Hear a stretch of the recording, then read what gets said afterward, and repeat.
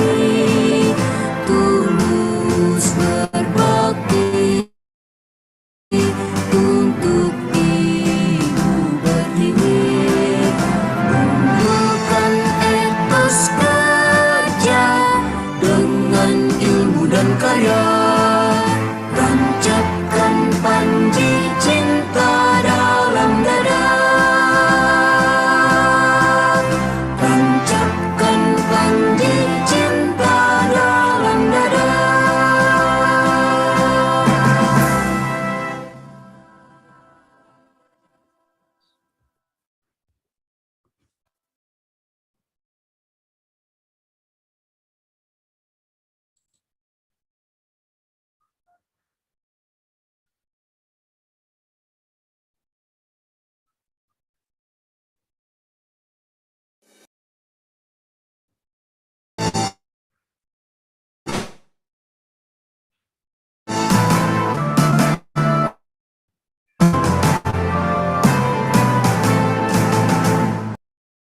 Fakultas Dakwah dan Ilmu Komunikasi, Kasia demi kejayaan bangsa.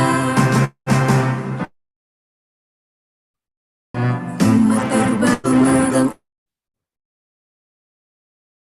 amanat Tuhan, amanat menabur kebaikan, menolak kemungkaran, berbalik keiman, rahmat serta dakwah bersemi dalam jiwa raga kami, tulus berbakti untuk Ibu Pertiwi.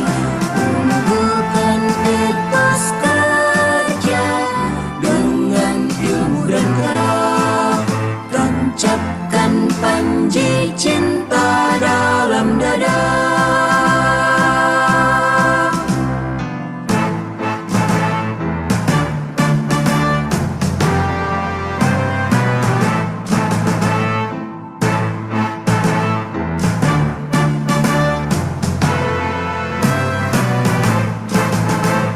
Negeri kaya raya berbeda, beragam suku, tradisi dan agama, panjatkan dakwah santun dan komunikasi. Nusantara berpendar warna-warni,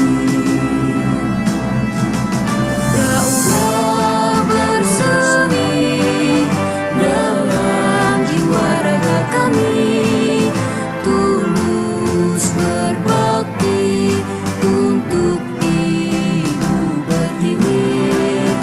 Unggulkan etos kerja dengan ilmu dan karya, tancapkan panji cinta dalam dada,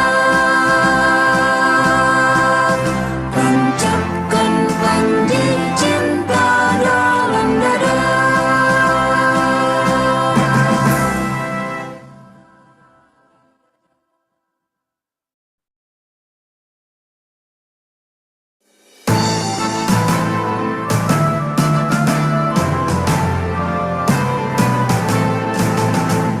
Fakultas Dakwah dan Ilmu Komunikasi, kami persembahkan niat dan dharma bakti untukmu Indonesia demi kejayaan bangsa.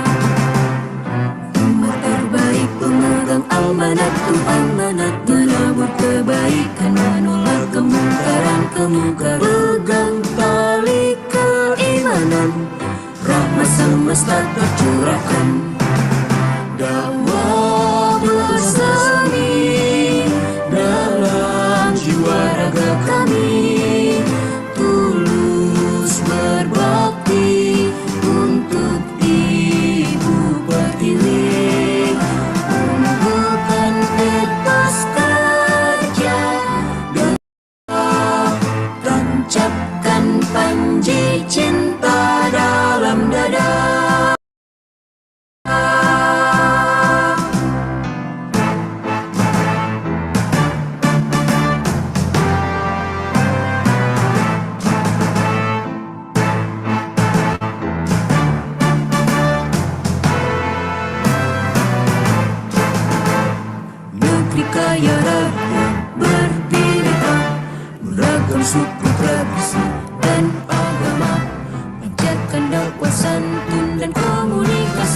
Nusantara berpendar warna-warni, dakwah bersemi dalam jiwa raga kami, tulus berbakti untuk ibu pertiwi, tumbuhkan etos kerja dengan ilmu dan karya, tancapkan panji cinta dalam dada, tancapkan panji cinta dalam dada.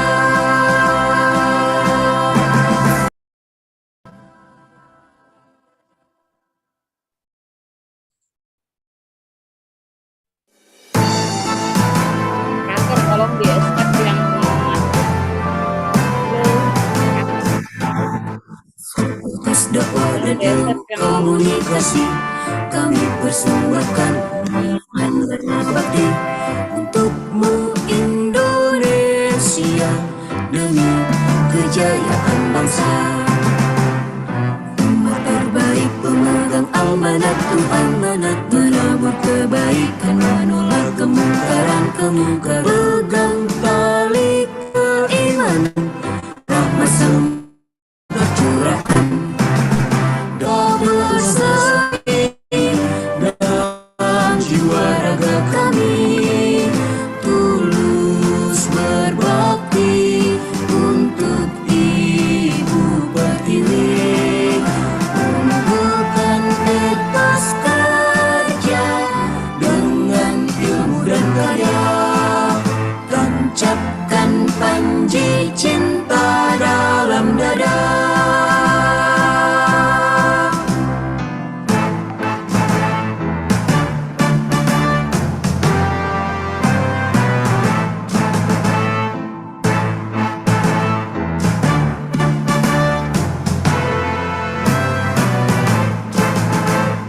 Negeri kaya raya berbeda, beragam suku, tradisi, dan agama, panjatkan dakwah santun dan komunikasi.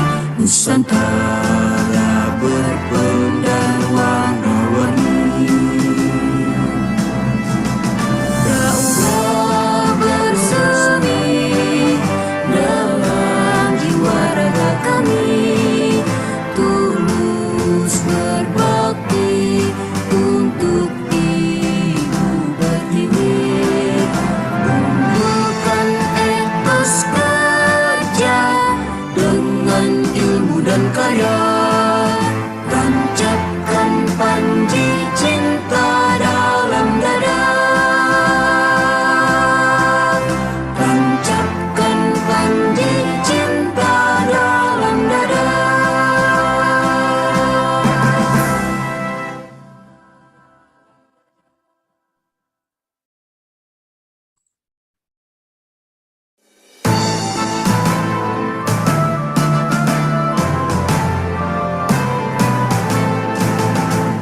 Fakultas dakwah dan ilmu komunikasi, kami persembahkan niat dan dharma bakti untukmu Indonesia, demi kejayaan bangsa. Umat terbaik pemegang amanat, Assalamualaikum Pak Muhtadi. amanat menabur kemungkaran, Mas Tatan. pegang tali keimanan, rahmat semesta tercurahkan, Sarah. bersemi dalam jiwa raga kami, tulus berbakti untuk ibu pertiwi, tumbuhkan etos kerja dengan ilmu dan karya, tancapkan panji cinta dalam dada.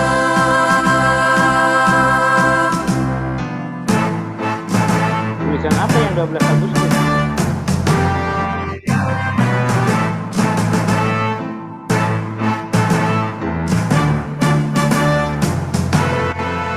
Assalamualaikum Bu Rosita.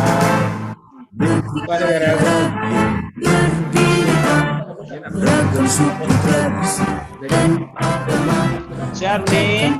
persantun dan komunikasi. Uni Resita sehat. Termin. Oh ya, apa Pak Suwandi?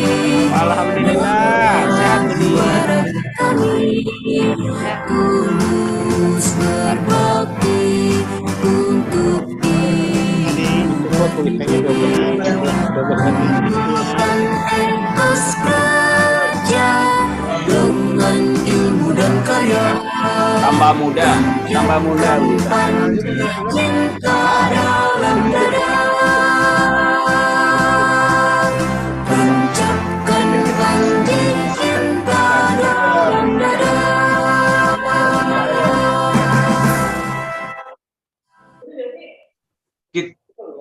Kita mulai aja Ki, atau gimana Bu?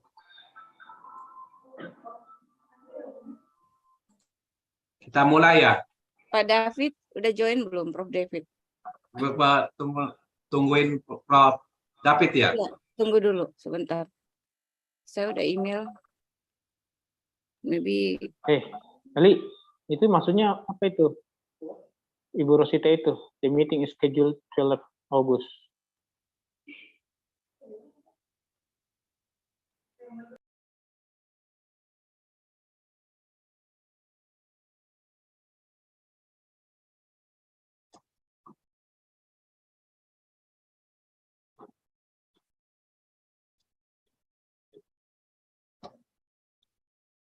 Oke, kita mulai kayaknya nih.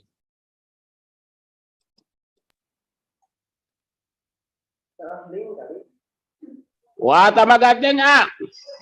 Atatan. Rapatkan barisan doang. Siap. oke. Oke, kita mulai ya. Ini udah banyak yang hadir dari P2MI juga nih, banyak. Teman-teman P2MI udah banyak hadir. Kita mulai. Itu yang buat kemarin kan? Parasit. Jangan ya. Ntar dulu, di skip dulu. Bu Yulia Anissa, gimana kabarnya? Termute.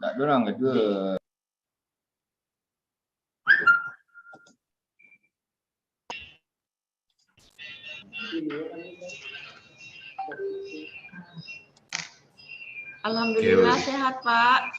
Topiknya. Apa kabar Pak? Alhamdulillah. Pekanbaru aman? Alhamdulillah aman. Pak Irwandi, apa kabar tuh, ada Pak Tanto? Alhamdulillah Pak tadi. Bu Hermawati juga ada nih.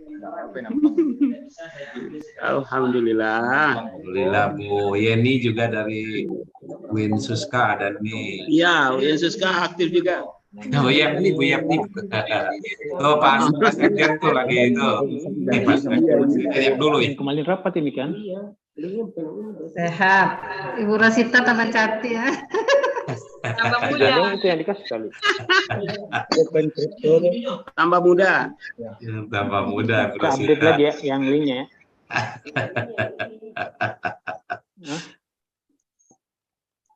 Coba lihat. Oke.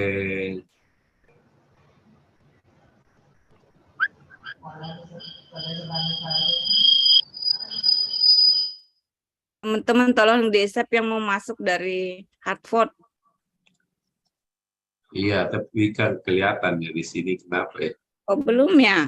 Belum masuk. Itu zoom-nya dibenerin dulu Pak Maybe.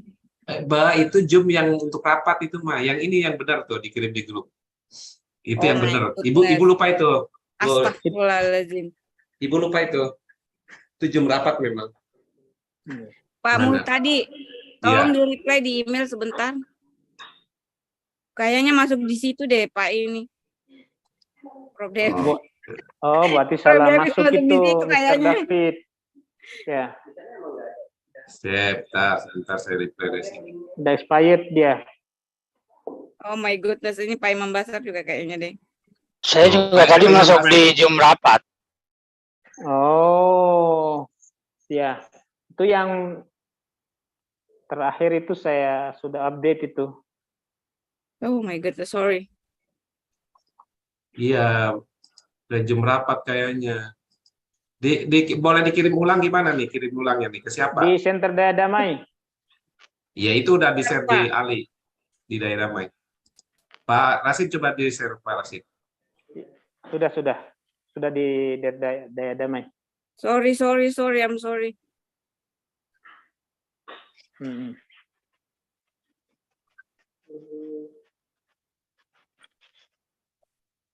Waiting.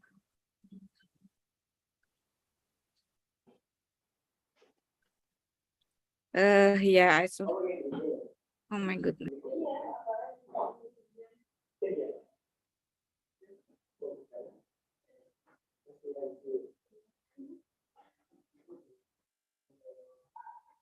Pantasan imam besar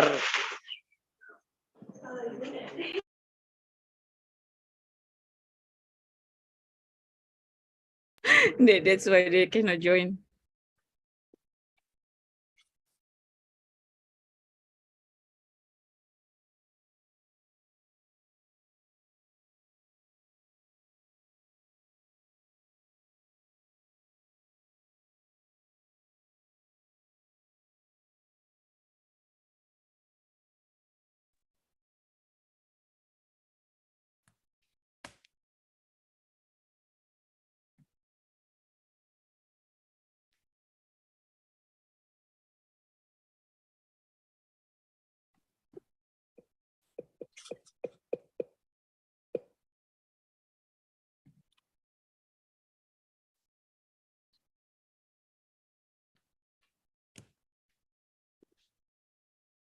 Oh, mungkin kita bisa mulai Oke.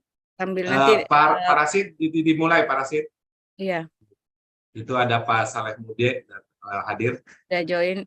Sorry, I just send the link for the last meeting, so we can join now. I think we're waiting for Professor David and others. Silakan dimulai. Oke. Pak Rasid silakan dimulai Pak Rasid.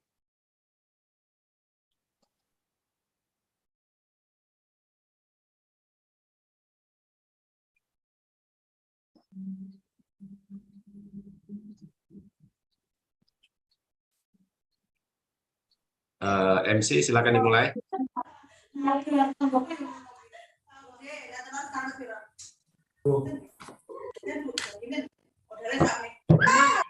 Welcome to the international webinar, Interfaith Education for Strengthening Communities, Imperative, Challenge, and Future Works.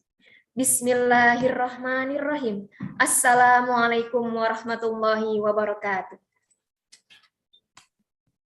Hamdan wa syukron lillah amma ba'du.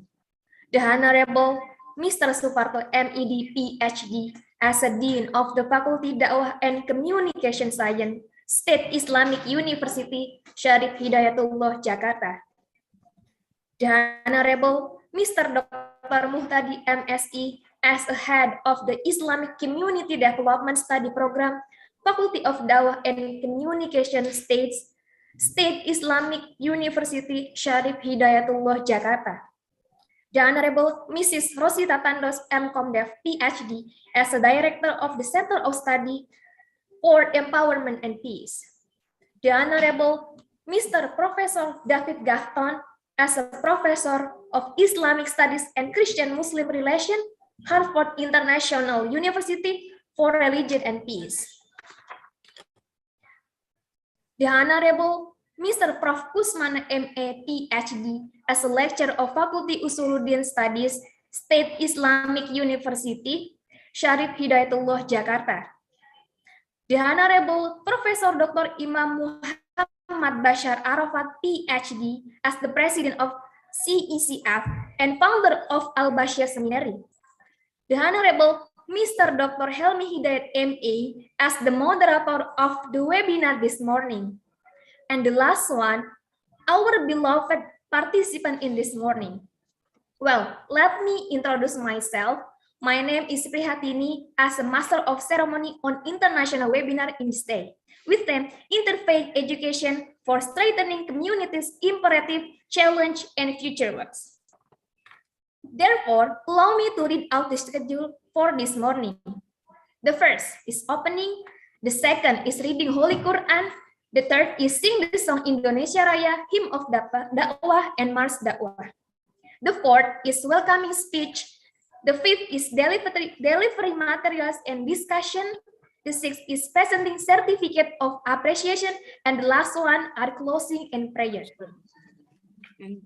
Well, ladies and gentlemen, going to the program, the first is opening. Let's open this international webinar by reading Basmalah together.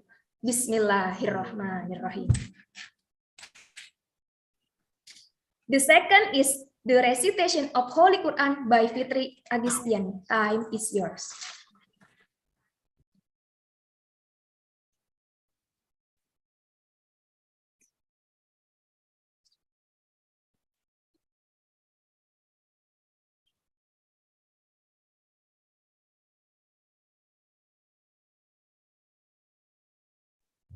Assalamualaikum warahmatullahi wabarakatuh. A'udzu billahi minasy syaithanir rajim. Bismillahirrahmanirrahim.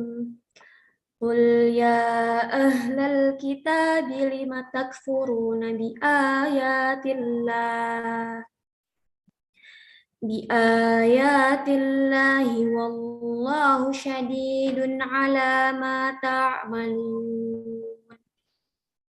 Qul ya ahlal kitabi lima tasudduna an sabilillahi man amana tabghunaha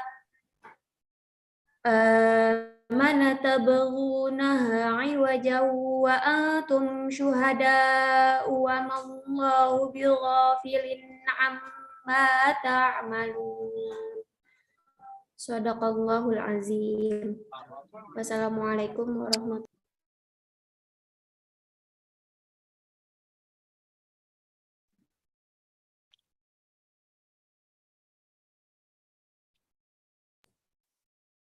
Well, thank you to Fitri Agistiani. Hopefully those who read and those who hear get the grace of Allah Subhanahu wa Ta'ala. Amin.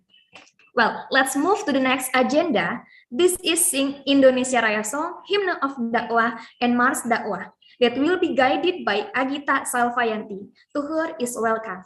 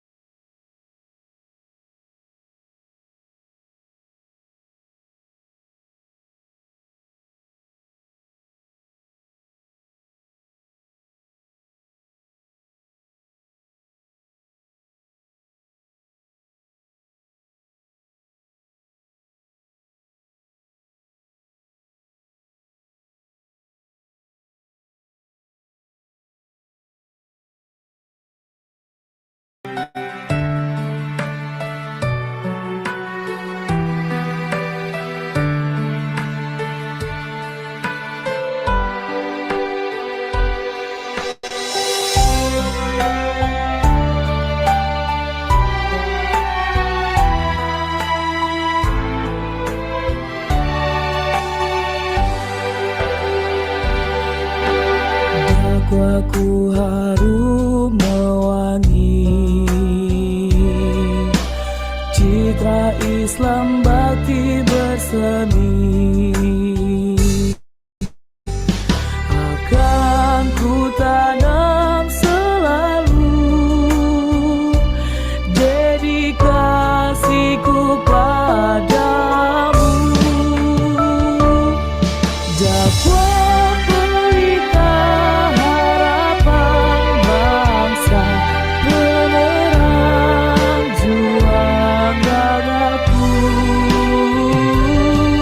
Tulus ikhlasmu wahai dakwaku, menyinari semangat citaku.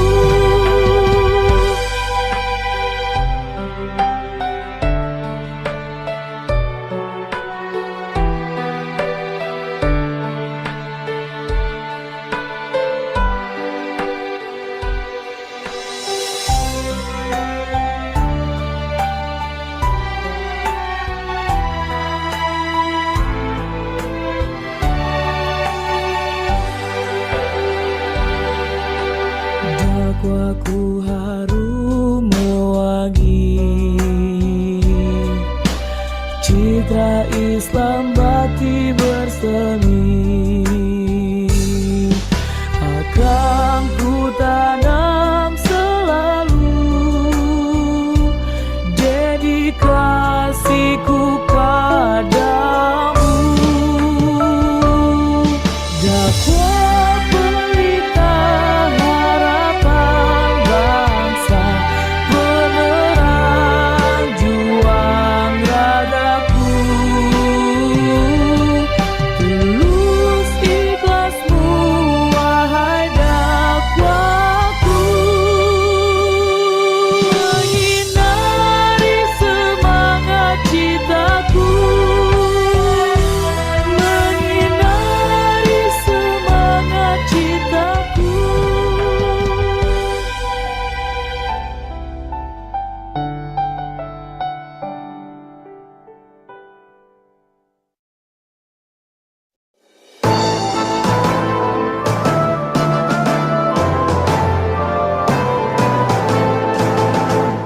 Fakultas Dakwah dan Ilmu Komunikasi, kami persuarakan niat dan dharma bakti untukmu Indonesia, demi kejayaan bangsa. Umat terbaik pemegang amanat Tuhan, menabur kebaikan, menolak kemungkaran. Pegang tali keimanan, rahmat semesta tercurahkan. Dakwah bersemi dalam jiwa raga kami, tulus berbakti untuk Ibu Pertiwi. Unggulkan etos kerja dengan ilmu dan karya, tancapkan panji cinta dalam dada.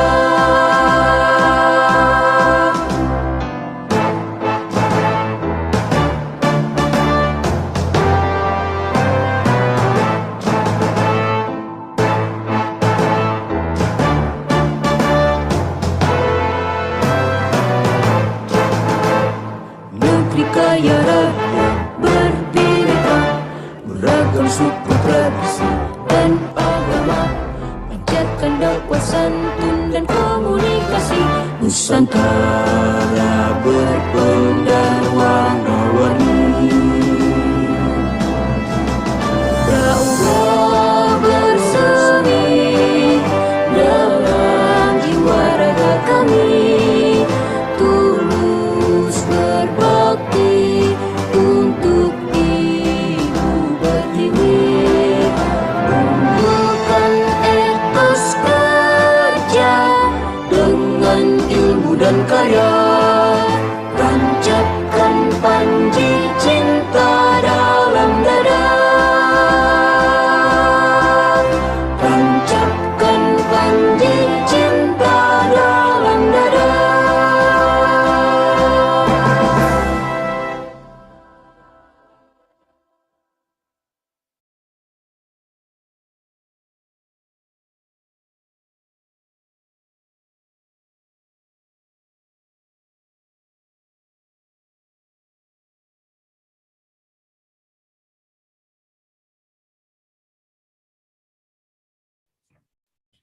Thank you to Agita Salvayanti. Going to the next agenda, the fourth are welcoming speech. The first one will be delivered by Mrs. Rosita Tandos.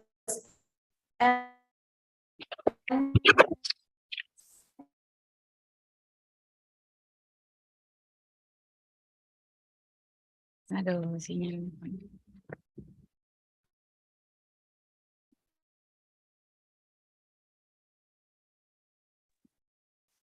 Can I start now?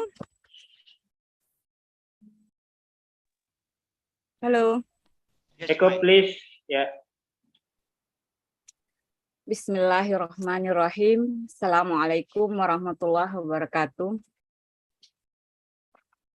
Waalaikumsalam warahmatullahi wabarakatuh. Thank you so much. First of all, let us say Alhamdulillah together. Salam and salawat to our Prophet Muhammad sallallahu alaihi wasallam for the ni'mah to attend this our webinar today.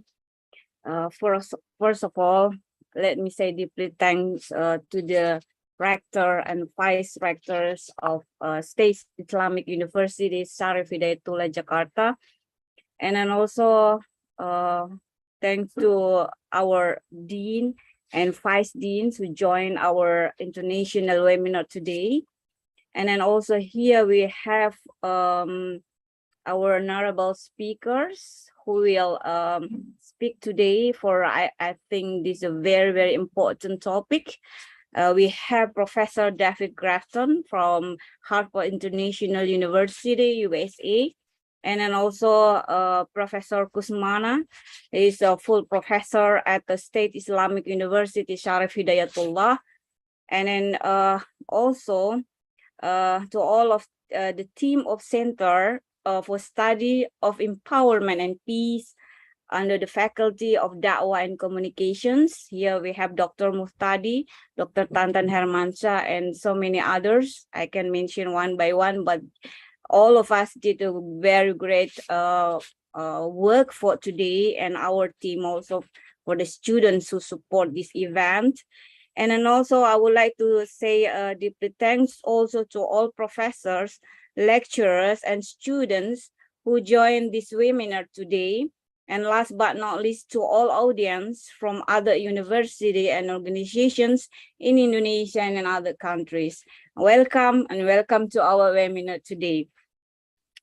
I'm happy to share this international with the team of the center as a part of celebrating the Independence Day of the Republic of Indonesia that we will celebrate for tomorrow, August 17th, by taking, like I said, a very important topic entitled Interfaith Educations for Strengthening Communities, the Imperatives, Challenge, and Future Works.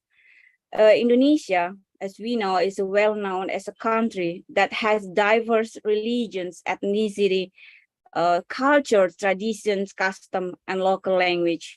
These all are interconnected and reflected in daily life of Indonesians. In Al-Quran, Allah subhanahu wa ta'ala mentions that He created us to be different in terms of nation and ethnicities, to get know one another, and all of us are equal before God. Quran Surah Al-Hujurat ayat 13. And also, I'm happy to share one of the perspectives in community development. It's well known as asset-based community development, that religions is considered as the main resource in our community that consists of three main components, including leaders, organizations, and congregations. These all will have to work together to address issue or challenge if in the current society, not just in Indonesia, but also across the world. These three components are called resource, right? In using the community development perspective. and they all together are expected to work to develop capacities of people, changing policy, and improve programs and services available, especially for those in need. And then at the university, State Islamic University of Syarif Hidayatullah, for especially as the biggest university in Indonesia, who's studying for Islamic studies, is a part of assets to provide data from research, improving knowledge through formal educations, and to engage and develop communities that become its users and stakeholders. We called here Indonesia as Tri Dharma Perguruan Tinggi, or three functions of higher educations. Specifically then, the Center for Study of Empowerment and Peace, or Pusat Studi Pemberdayaan dan Perdamaian, aim to emphasize more and more how its faculty or the school can enhance their functions to not just teach, but also doing real actions. Or in Da'wah, we know three main points: Da'wah bil lisan, Da'wah bil qalb, bil lisan, and bil hal. And then at this level, we hope we can doing real actions to change people's lives and integrate, working together with interfaith groups, and play important strategies to gain that desirable outcome. So at the end, we hope we can strengthen more the life of people at local, national, and international, of course. So through this webinar, we are so happy. Like I mentioned before, we have two speakers, Professor David Grafton and Professor Kusmana. I think both have a strong research foundations, teachings, and publications on diversity in the United States, on Indonesia particularly. And then I do believe we can learn so much from both of our honorable speakers. I remember that when I and the groups of international visiting leaders program from the U.S. Embassy, state government, held in 15 to 25 May 2022, we traveled to U.S. for about 2 weeks. And then one of the university we visit there is a Harvard University. In Indonesia, some university already have what we call a House of Religious Moderations as an important program of the Ministry of Religious Affairs. There, for long years, they already have House of Religions. There I saw by myself, and the groups traveled there. We see there in the House of Religions, a professor and students living together with different religions and interfaith background. So that's, for me, is very wonderful. We don't just discuss on paper or talk in webinar, but they really living together with different and diverse religions and faith. And also using the technology, I think we can develop this and strengthen this awareness and work for the future, because the technology in our hand, every single second we can raise the awareness, we can improve our work effectiveness with using the technology, and all people can do that, not just the faculties, the professors, but also the students. That's why it's very important to bring this topic in our webinar today. And then also let me introduce and welcome back Professor Imam Muhammad Basar from CECF of in DC, USA. This is a big organization in the US. And then I know Imam Basar have a program across the world to campaign to bring a better understanding of the people, not just for Islam, but across all religions and faith. So we hope through this webinar, we can learn from them, all the speakers, right? From Professor Kusmana and to our professor from US about methods, learning and teaching design, curriculum, etc., and community work practices inside and over the world. I think we can wait for them to present their lecture for today. So let me end my speech with a quotation from Nelson Mandela that said, when we lose the right to be different, we lose the right to be free. So thank you all and hope we all enjoy the webinar, and I will get it back to the moderator. Thank you so much. Assalamualaikum warahmatullahi wabarakatuh.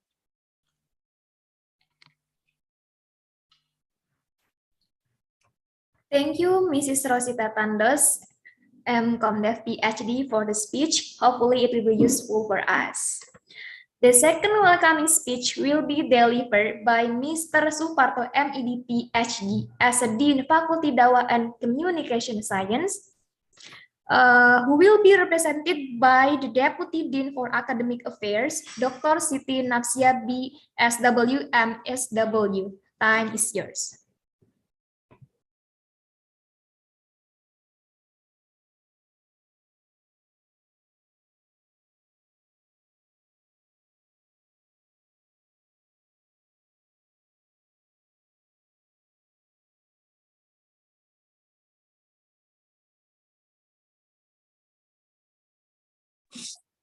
Okay. Thank you very much. Assalamualaikum warahmatullahi wabarakatuh. Alhamdulillah rabbil alamin, wassalatu wassalamu ala sayyidina Muhammadin wa ala alihi wa ashabihi ajma'in, amma ba'du. I think in terms of times, I want to say hello to everybody and appreciate to the committee, Bu Rosita, Pak Muhtadi, and honorable speakers, and audiences, and committees, teams, students, and I heard Bu Rosita already explained a lot of things and very excellent welcoming speech. This is very rush Tuesday things, and I just got the message from our dean and Pak Muhtadi just recently. I'm sorry, I have my own agenda menguji skripsi di fakultas.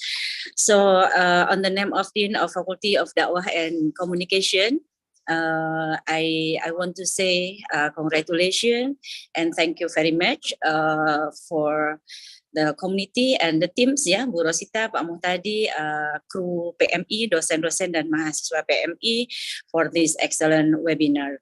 I think Bu Rosita already explained, the purpose and the importance of this webinar, and mentioned also the speakers from America and also my colleagues, kakak saya, Profesor Kusmana, welcome to Fakultas Dakwah, and other speakers, and also my kakanda, Pak Helmi, thank you very much for conducting this dialogue. I think this is not only strengthening, I think our effort is re-strengthening.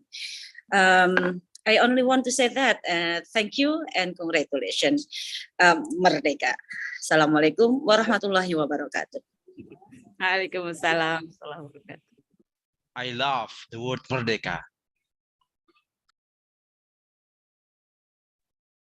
Well, thank you for Mrs. Siti Nafsia for the speech. All right, ladies and gentlemen, entering the main agenda, that is international webinar with theme Interfaith Education for Strengthening Communities, Imperative, Challenge, and Future Works. This international webinar will be guided by Mr. Dr. Helmi Hidayat, MA, as a lecturer at the Faculty of Dakwah and Communication Science, State Islamic University Syarif Hidayatullah, Jakarta. To him, time is yours. Okay, Bismillahirrahmanirrahim. Assalamualaikum warahmatullahi wabarakatuh. Waalaikumsalam. Are you listening my voice very well? Which better, rather than I use this earphone and I will be free like this. Which one? Clearly. We hear you clearly. This one? Okay. It's better. Ladies and gentlemen, this morning we are attending the most important seminar, I think, that I'm conducting. I'm being a moderator in this seminar, because now we are talking about interfaith dialogue, which is very important for Indonesia. As we know, there are at least 6 regarded religions in Indonesia. Yeah, it is underlined regarded, means there are more than 173 beliefs in Indonesia which are regarded by the state. And now during elections, during yes, especially during elections, all religion issues tend to be capitalized for political consumption. According to me, this seminar is very beneficial for us, as the title is Interfaith Education for Strengthening Communities, Imperative, Challenges, and Future Works. And the second important things that the seminar will provide all of you the three speakers who are expert in their field. The first is Professor David Grafton, is a professor of Islamic Studies and Christian Muslim Relations in Harvard International University for Religion and Peace. The second is I newly hear this newcomer, but it is also important, is Professor Imam Muhammad Basar Arafat. From the name, this is the combination between Bashar and also Arafat, the two prominent person in Middle Eastern countries. And the third is Professor Kusmana. He is the lecturer of Faculty of Usuluddin State Islamic University, Syarif Hidayatullah, Jakarta. I will not dominate this seminar with my speaking, because I'm a moderator. So let's invite the first speaker in this seminar, Professor David Grafton. But before that, let me introduce him. He is, I think, based on his curriculum vitae, a long curriculum vitae that I will not read all, but let me introduce him. The first, in 1989, he finished his study regarding cross-cultural studies, Middle Eastern studies, in Capital University, Columbus, Ohio, United States. 4 years later, in 1993, he got his master degree in Luther Northwestern Theological Seminary in St. Paul, Minnesota. And in 2001, he got his PhD in Islamic Studies, Center for the Study of Islam and Christian Muslim Relations, University of Birmingham, United Kingdom. If you want to know what his dissertation title, let me read: Muslim Opinions of the Political Right of Christian, a case study of the Lebanese ulama in 1975 to 1979. Now, since 2016 until present, He is the professor of Islamic Studies and Christian-Muslim Relation in the Duncan Black McDonald Center for Christian-Muslim Relation in Harvard Seminary, Harvard, Connecticut, United States. The rest of all, what I'm happy when reading his curriculum vitae, that he talk in, of course, in English because he's American. He talk and he understand very well Arabic language. Ahlan wa sahlan bikudumi hadratikum, Professor. I'm still waiting for Professor David to join, Pak Helmi.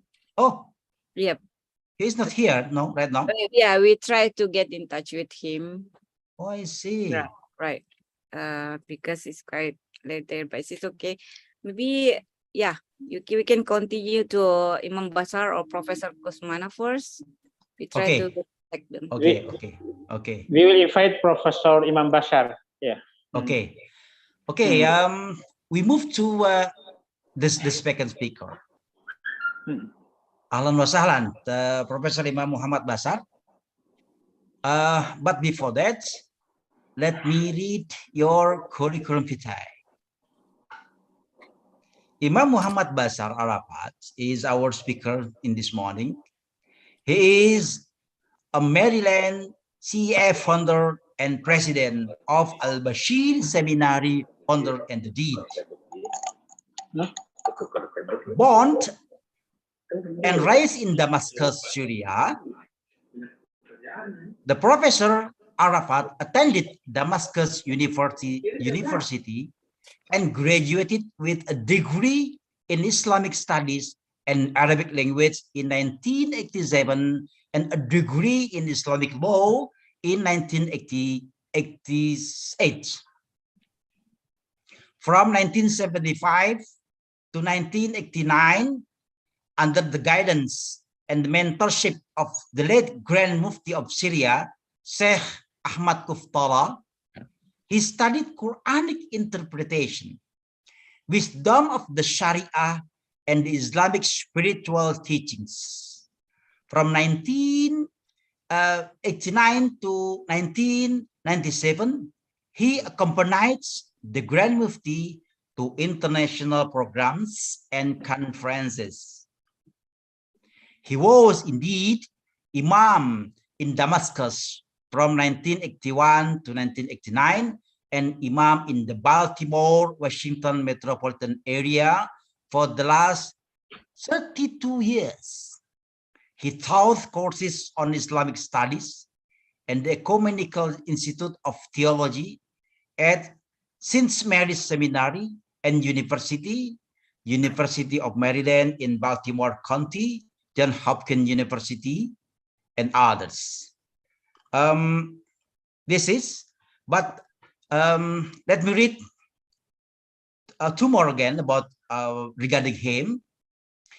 Professor Arafat is the founder and the president of Civilization Exchange and Cooperation Foundation, CF. From 2004 to 2016, CEF provided religious and cultural training, consultation, and support to YES program, exchange student and host families. He is now the president of Youth Leadership, Intercultural, and Interfaith Conferences in the US called, this is which is interesting for me, Better Understanding for a Better World.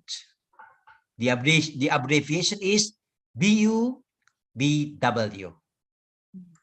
Honorable Professor Imam Bashar, time is for you. But according to the committee, you only have 15 minutes to present your bright knowledge for us. Thank you.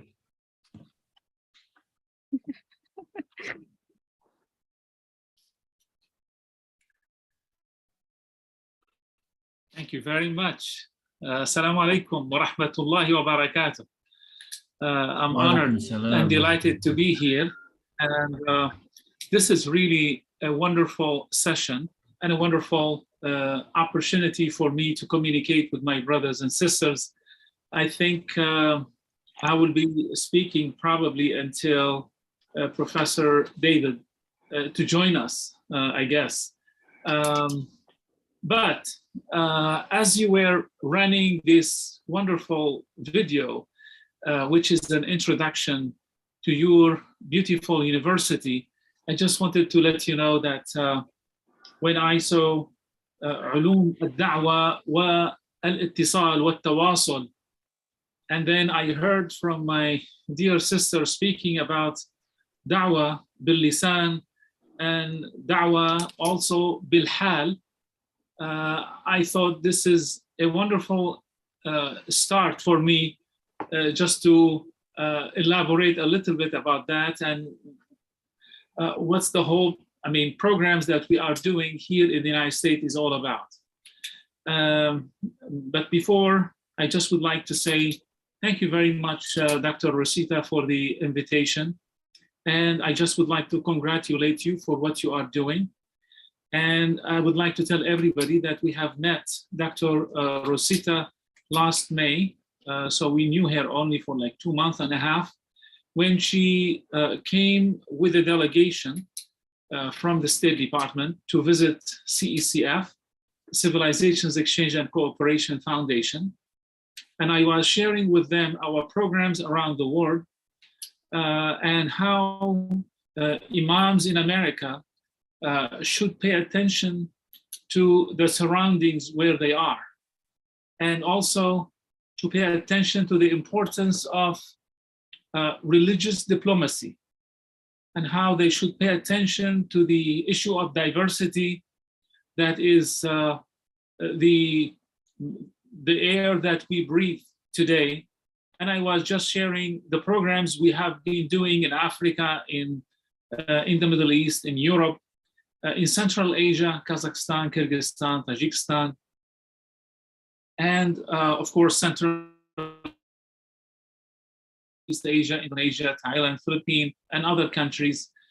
I think for me today, speaking with Dr. Rosita at your beautiful university and hearing from Dr. Rosita of combining both الدعوة باللسان والدعوة أيضا بالحال, that is really important today to add it to your curriculum.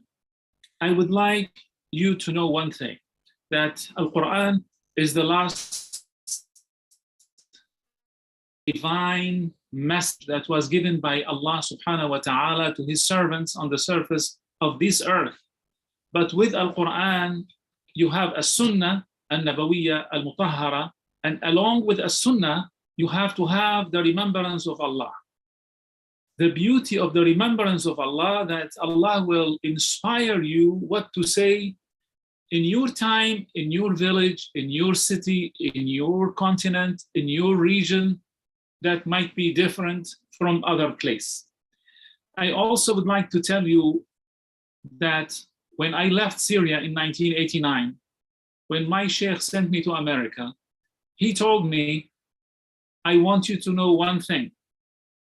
What you have seen me doing here in Syria, that was because I'm here in this country. But if I were in America, my da'wah and my communication will be completely different than Syria. I felt after 4 years of coming to the United States that because of this tawsiyah, because of this advice, I was able to try something new that I did not study at the Sharia University in Damascus, Syria. And that's why after 10 years, I tried to start the Civilizations Exchange and Cooperation Foundation. And I realized that one of the important issues for Muslim universities in Indonesia, in Al-Azhar, in Morocco, Al-Qurawiyin, in Syria, in Jordan, all over the Middle East, that we are lacking training for the graduates if they want to communicate with the people in the United States, with the people in Europe.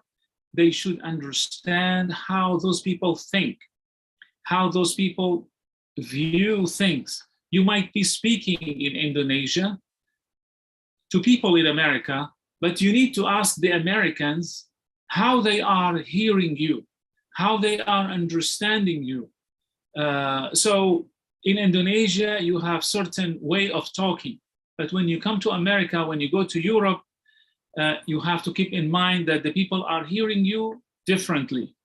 That kind of science and knowledge, understanding other people's cultures today is really, I don't want to say missing in our curriculums, but I would like to say that it is so much needed for those who would like to do da'wah and communication to understand the cultural diversity around the world. Because you read in your salah every day, when you start your Fatiha, Alhamdulillahi Rabbil Alameen. So if you are also Rahmatan lil Alameen, mercy for mankind, then you have to understand how those people think. And that's why I started our programs to help the graduate of Sharia to come to America and interact with the society, give them a chance to give lectures, to give talks at churches, at synagogues, at universities, in order to communicate with the people in different settings in the United States. So that's very important for people in Indonesia. Today, in the time of Zoom, in the time of virtual classes, to be able to communicate and to register in different courses and classes that enable them to speak with people in the United States, again, in academic institutions or religious institutions or people who are in the street. I would like also to share with you one thing that I have seen from my experience, that when you communicate with people in the United States, it's not about your knowledge only. It's not about your knowledge and degree and certificates, but the people want to feel you as a person. The people want to feel your personality, your iman, if I can say also, as my sister said, hal. We have a saying in Arabic, they say, Man lam yanfa'ka haluhu, lam yanfa'ka qaluhu. Those who are unable to impact you with their hal, with their light, with their iman, with their relation with Allah subhanahu wa ta'ala, if they are unable to make an impact with that, their words are not going to make an impact as well. So it is important to go back and read the Quran based on 2022, because some people, they read the Quran and in their minds, what the people 400, 500, 600,000 years have said, without also understanding their time. So I just would like to take this opportunity to let you know that I have seen, I just came back from Morocco and Spain, interacting with the Muslims in Europe, and I have seen really a gap between the communities in the mosques and in the Islamic communities and the communities in Europe, as well as here in the United States. We are so much in need of also training how to talk, the training how to interact, and how to be flexible to understand how other people think as well, and let them speak, and do not be judgmental. Do not be judgmental just to say, oh, those are non-Muslims are going to hell. Well, I just want you to know that the Quran is full of stories about different communities, about different religions, about different ideologies that are different than us, but the Quran is telling us how to communicate with them and how to collaborate with them, even if they are not Muslims. And this is very important for our world today. The issue of collaboration, but without using or abusing other people's faith and culture, because you look at them down. That's why I started this conference, Better Understanding for a Better World, because I deal with youth from 76 countries. And one of the problems we have here in the United States is racism. And that kind of racism, give birth to hate. And in order to counter racism and eliminate hate, you have no choice but to go directly to other people's places of worship. So when somebody is going to tell me, but it is haram to go to a church, it's haram to go to a synagogue, I will tell them, the Quran is full about verses of the people of the book. Rasulullah sallallahu alaihi wasallam himself invited people of the book to his mosque. They stayed in his mosque, Wafd Najran, the delegation of Najran, which was today east of Saudi Arabia. They were his guests in his mosque for 3 days. And they not only, lived in the mosque, but also they established their prayers inside the mosque, which is different theologically from the prayers of the Muslims. So what I'm talking about is really the science of communication. And after the science of communication, you have to add to that the science of collaboration. And then the science of how to put those two together in order to create programs in Indonesia, in Europe, in America, and in Africa. And since I have said Africa, I would like just to tell you that ago we did a program with the US Embassy in Kenya, and unfortunately, and I will say again, unfortunately, Indonesia. But I have seen a lot of Indians. But I did not see Indonesians in Kenya. I did not see a lot of Indonesians in Uganda. I did not see a lot of Indonesians in Tanzania. I did not see a lot of Indonesians in Ghana, in so many countries in Africa. And I just would like to let you know, keep in mind that the people of Africa are also part of the human family.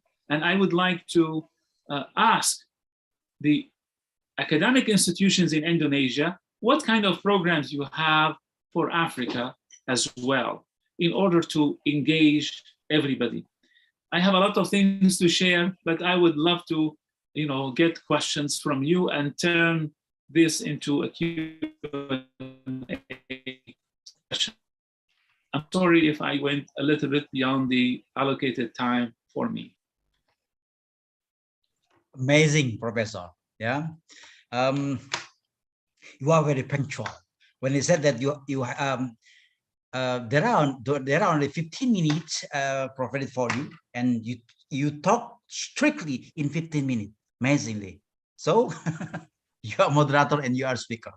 But before that, let me underline what you have been speaking. Let me add one. What you have spoken remind me about the first 40 of Surah Al-Hajj. Let me read for all of you. أعوذ بالله من الشيطان الرجيم الذين أخرجوا من ديارهم بغير حق إلا أن يقولوا ربنا الله ولولا دفع الله الناس بعضهم ببعض لهدمت صوامع وبيع وصلوات ومساجد يذكر فيها اسم الله كثيرا ولينصرن الله ما ينصره إن الله لقوي عزيز. I'm reading the translation. Namely, those who were expelled from their hometowns without a valid reason just because they said our Lord is Allah. If Allah had not rejected malignity some people with others, Christian monasteries would have been demolished. Churches, Jewish houses of worship, and mosques in which the name of Allah is mentioned a lot. This is what I want to underline. Thank you. I'm not speaker, I'm a moderator, I know. So let's move to the second speaker, who is also expert regarding the interfaith dialogue, is Professor Kusmana. Professor Kusmana is an Indonesian. He was born in Tasikmalaya. He is now a lecturer, Quranic exegesis in the Faculty of Usuluddin, UIN Jakarta. He was born on 24 April 1965. He is only older 2 days with me because I was born in 26 April 1965. Kusmana finished his study in Islamic Studies McGill University and he wrote his dissertation on the title Kodrat Perempuan, Woman's Nature, Leadership, Civic Engagement, Cultural Citizenship, Interpretation. This is what I know from the CV that which was delivered to me, and it is better if we are listening to Professor Kusmana and what he is going. Help me, yes. Wait, Professor David just joined us. Maybe okay. Go with him first. So what are you suggesting? Maybe because in US it's quite too late. Sorry, maybe Professor Kusmana can wait as the last of the speaker. Okay. Yeah, it is better. I think it is better. No problem. No problem. Thank you, Professor. Yeah. Welcome, Mr. David. Yeah, from Harvard University. My apologies. It's still August 15th here in the evening. It's okay, Professor. Yeah. So it's August 16th where you are. Yeah. In Indonesia, we say this is begadang, Professor. Yeah. Thank you, Professor David. Okay. Yeah. So it much. is late night. Yeah. Okay, Professor David, since I have read your curriculum vitae before you attend the seminar, so this is the time for you to deliver your presentation. But let me remind you that you have only 20 minutes to speak. Yeah. Thank you. Of course. First of all, thank you everyone for the invitation to come. I appreciate it. I'm very honored to be here. Rosita, thank you so much for your kind invitation and your words to be here. And I apologize for being late. I'm very thankful to be here. I want to say a few things about the importance of interreligious studies, and in particular, the way that we do interreligious studies at Hartford International University. One of the things that we believe very strongly about is an interreligious education in which we provide the opportunities for people of different religious traditions to learn from one another and with one another. That's very important. Now, there are many ways in which one can learn about another person's religion or another person's culture or another person's beliefs. One can provide opportunities by experiencing another faith tradition or religious tradition. And in a, let's say, a seminary context or a particular religious studies context of one tradition, be it Christian or Islamic, one could invite an instructor, a guest presenter to come in and talk about that religious tradition. And that's quite often the case. So for example, here in the United States, it's not uncommon that a Christian seminary would invite a speaker, a Muslim speaker, to come in and talk about Islam so that the students might learn about Islam. That happens quite regularly. And I would imagine in your context, that might be the case too, where in an Islamic seminary or an Islamic university, a Christian speaker or a speaker of another religious tradition is brought in to present. Another way is to take students and have students be visitors or guests in another religious tradition or an institution of another religious tradition. So for example, in one of the places where I taught, we were near a rabbinical college, a Jewish college. And so those students were often invited into our classrooms. This was when I was teaching in Philadelphia. However, there are two other ways that Hartford International University has decided to help its students learn with one another.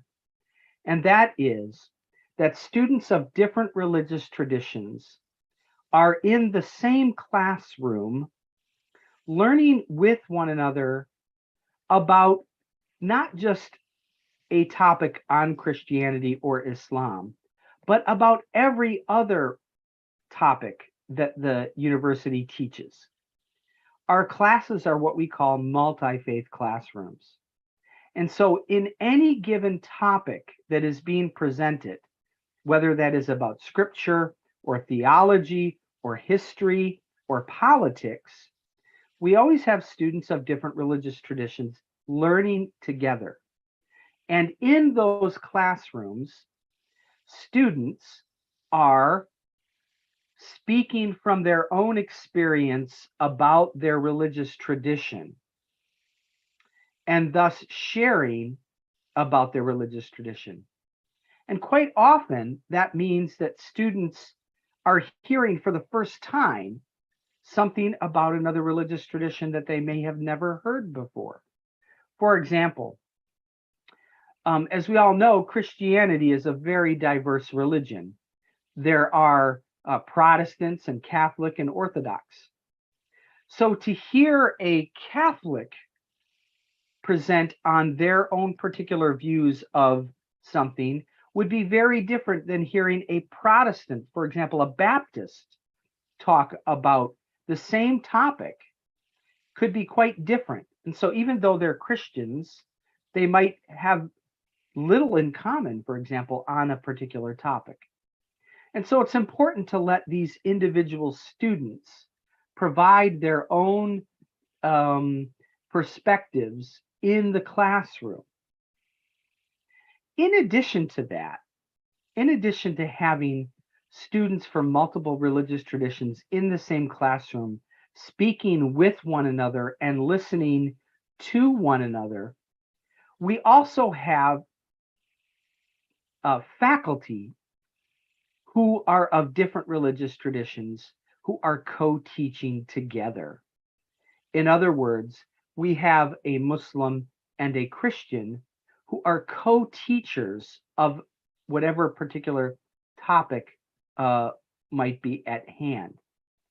And this provides the students with a visual learning and an experiential learning where their faculty are sharing their perspectives from different religious traditions. And they are engaged in the conversation about how they might look at this differently. So that's what's important about that, is that their views are different, their views are not the same, and in some cases their views might be very different and opposed, but they are engaged in a dialogue about that. And they are demonstrating the positive ways in which students can experience this difference within the classroom. So these two ways are fundamental to the way in which Hartford International University has decided it wants to provide its students interfaith education in our context. Now, we are lucky here in the United States because we have access to students from many different religious traditions who are both in the United States and now, of course, because of the internet and distance education, we can also have access to students that aren't in the United States. In fact, in my class last semester, I had students in Belgium and Germany and Indonesia. So we can take advantage of that.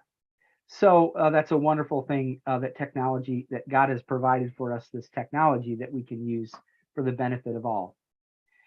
So in closing, before we open up to questions, I would underline that the importance of having students of different religious traditions in the same classroom together learning about a particular topic or field, and that they all are given the opportunity to both share their experience, their views, and also present on their views, and how important it is for us to listen to those particular views. It is easy, as I said earlier, for us to talk about another religious tradition. It's very different to learn with students of another religious tradition and to hear them. By providing faculty in the same classroom, we then give those students a model of how faculty can share those same experiences, providing positive encounters and dialogue that would affect not only their own classroom, but would go beyond that. I think I'll leave it at that at this point and see if there are questions from my colleagues about our context. I'm sure you must have some questions, and I would love to hear from you further questions about the way we do multi-faith and interreligious education at Hartford International University. Thank you. You are most welcome, Professor. Short and straight speaking, and we underline that there are two ways of studying in your university that we can copy. But I will later summarize what you have spoken after Professor Kusmana is talking in front of us. Professor Kusmana, this is time for you to speak in 20 minutes. Thank you. Thank you very much, Pak Hidayat. And let me share my screen. Okay. I cannot share my screen, so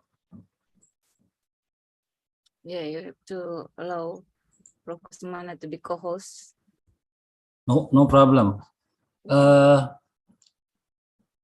I try to speak as the committee gave me the title, and I add a little bit title, Going Beyond Tolerance. I think that what I catch from my last reading, that the effort of education, interfaith education, try to have a situation that's not only live together, but also more than that, to interact values, different religious values with other adherent of religion in one place. So in order to create living in harmony.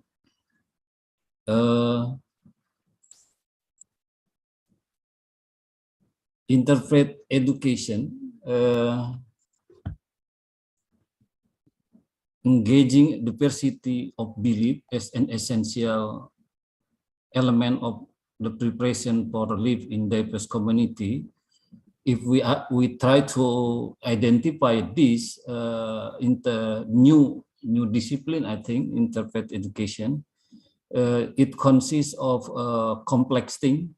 In it we find belief system, practices, culture, philosophies, cosmologies, and institution. And for that,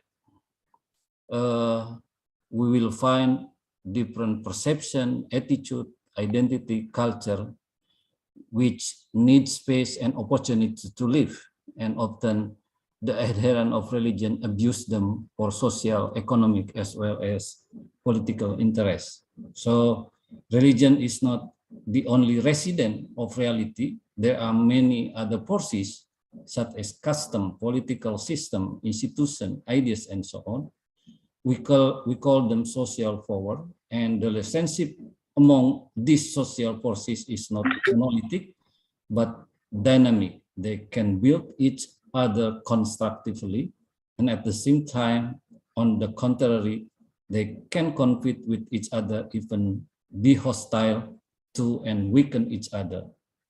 And we can see from the history, because this both sides of a contradictory picture, we can find it in many literature. Yeah?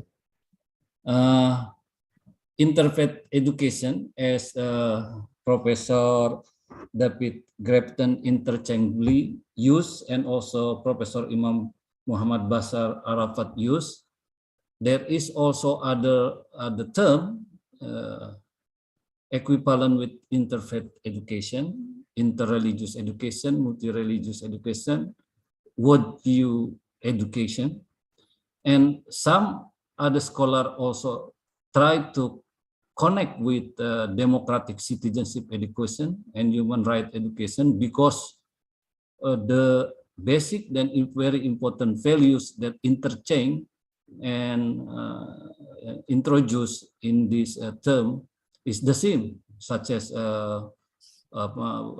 tolerant, inclusive, and so on and so forth. After 9/11, is seeing a turning point in locating religion in public domain, because before modern teach us that religion is a private matter. So interfaith education intersect with it, with citizenship education and human rights education, in the sense of teaching and learning how about living in harmony, and in the sense of acquiring skill and mentality to participate democratically in plural society.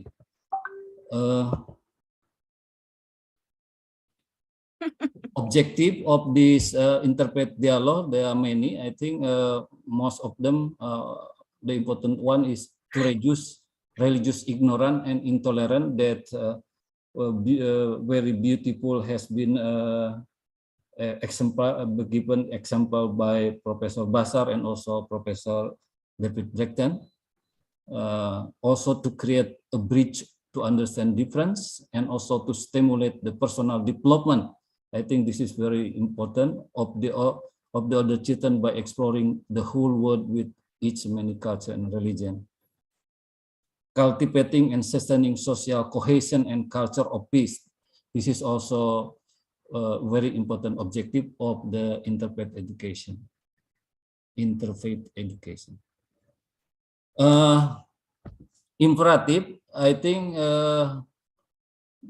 this new term interfaith education, because before we usually use tolerant, interreligious, multi-religious, and so on and so forth, is receiving great attention from scholars and also the states, particularly I think in Western states, not in underdeveloped countries, because there are many students moving, learning, and also live in developed countries, and then they need to study how to live together with different religious background and culture. And also the imperative also is stimulated with a lot of tension, articulated and practiced at different time all over the world, including Indonesia.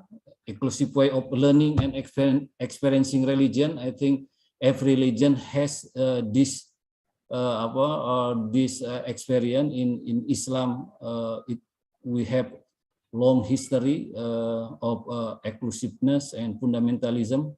There is an interesting point from Arab Saudi. The king has declared some reformation. Then I think this is a new and very interesting development. Less experiencing in understanding and respecting differences and others.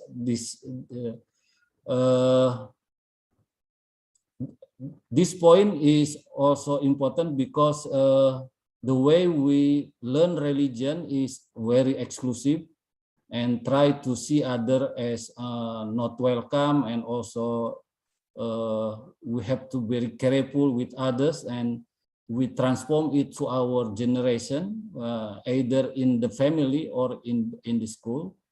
So it creates us less experience. So occurrences of religious conflict, religious violence, and terrorism in many parts of the world.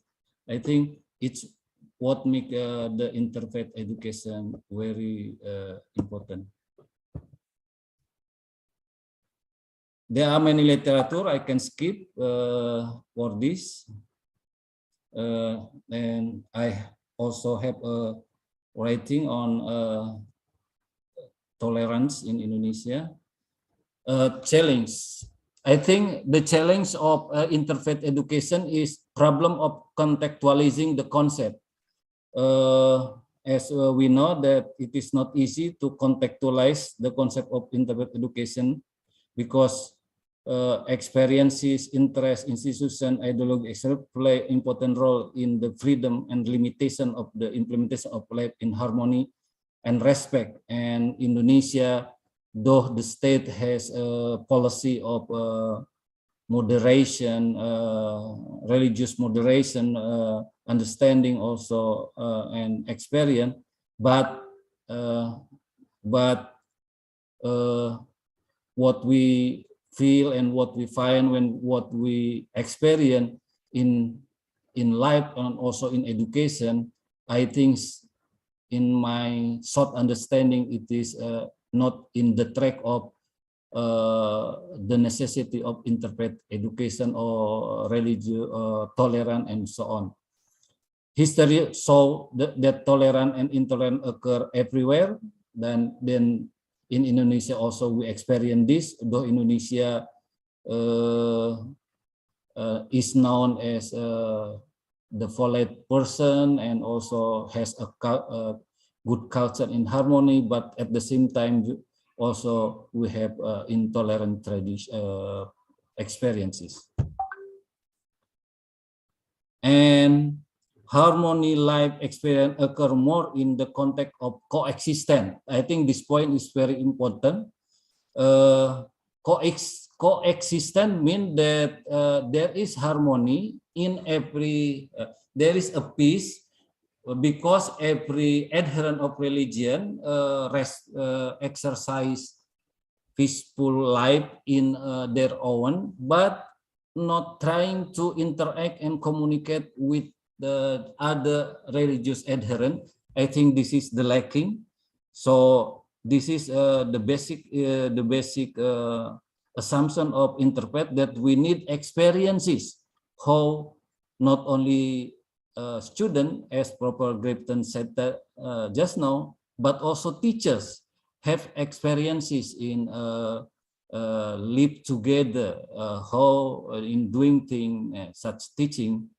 So and if we see the Quran also, we are taught by the Quran that coexistence is maybe we can say it as a basic principle of tolerance. But I think for modern development, we need more than that. We have to go beyond tolerance, and we have to interact with one another in harmony and in peace.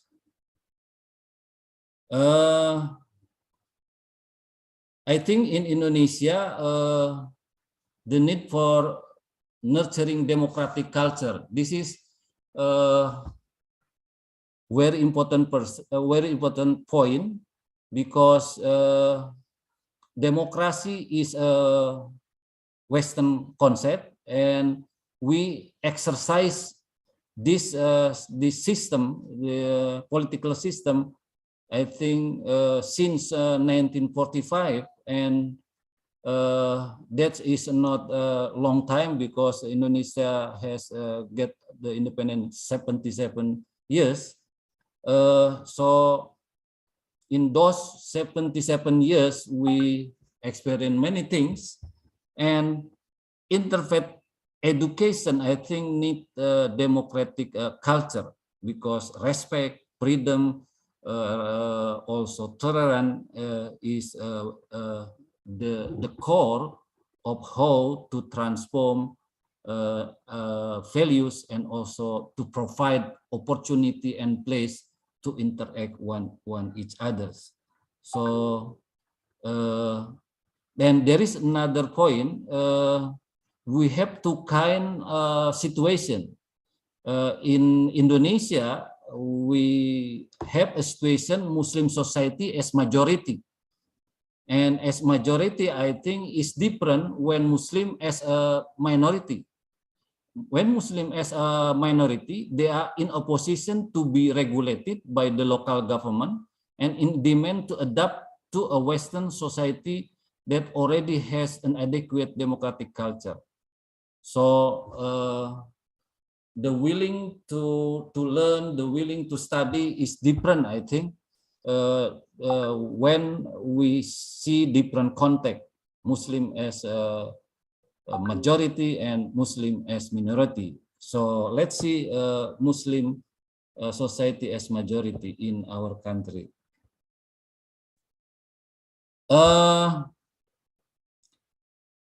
In national context, we have a very good principle, Bhinneka Tunggal Ika, diversity in unity, and this is I think a good capital for our states. And also, however, interfaith education in our country is, I think, still limited.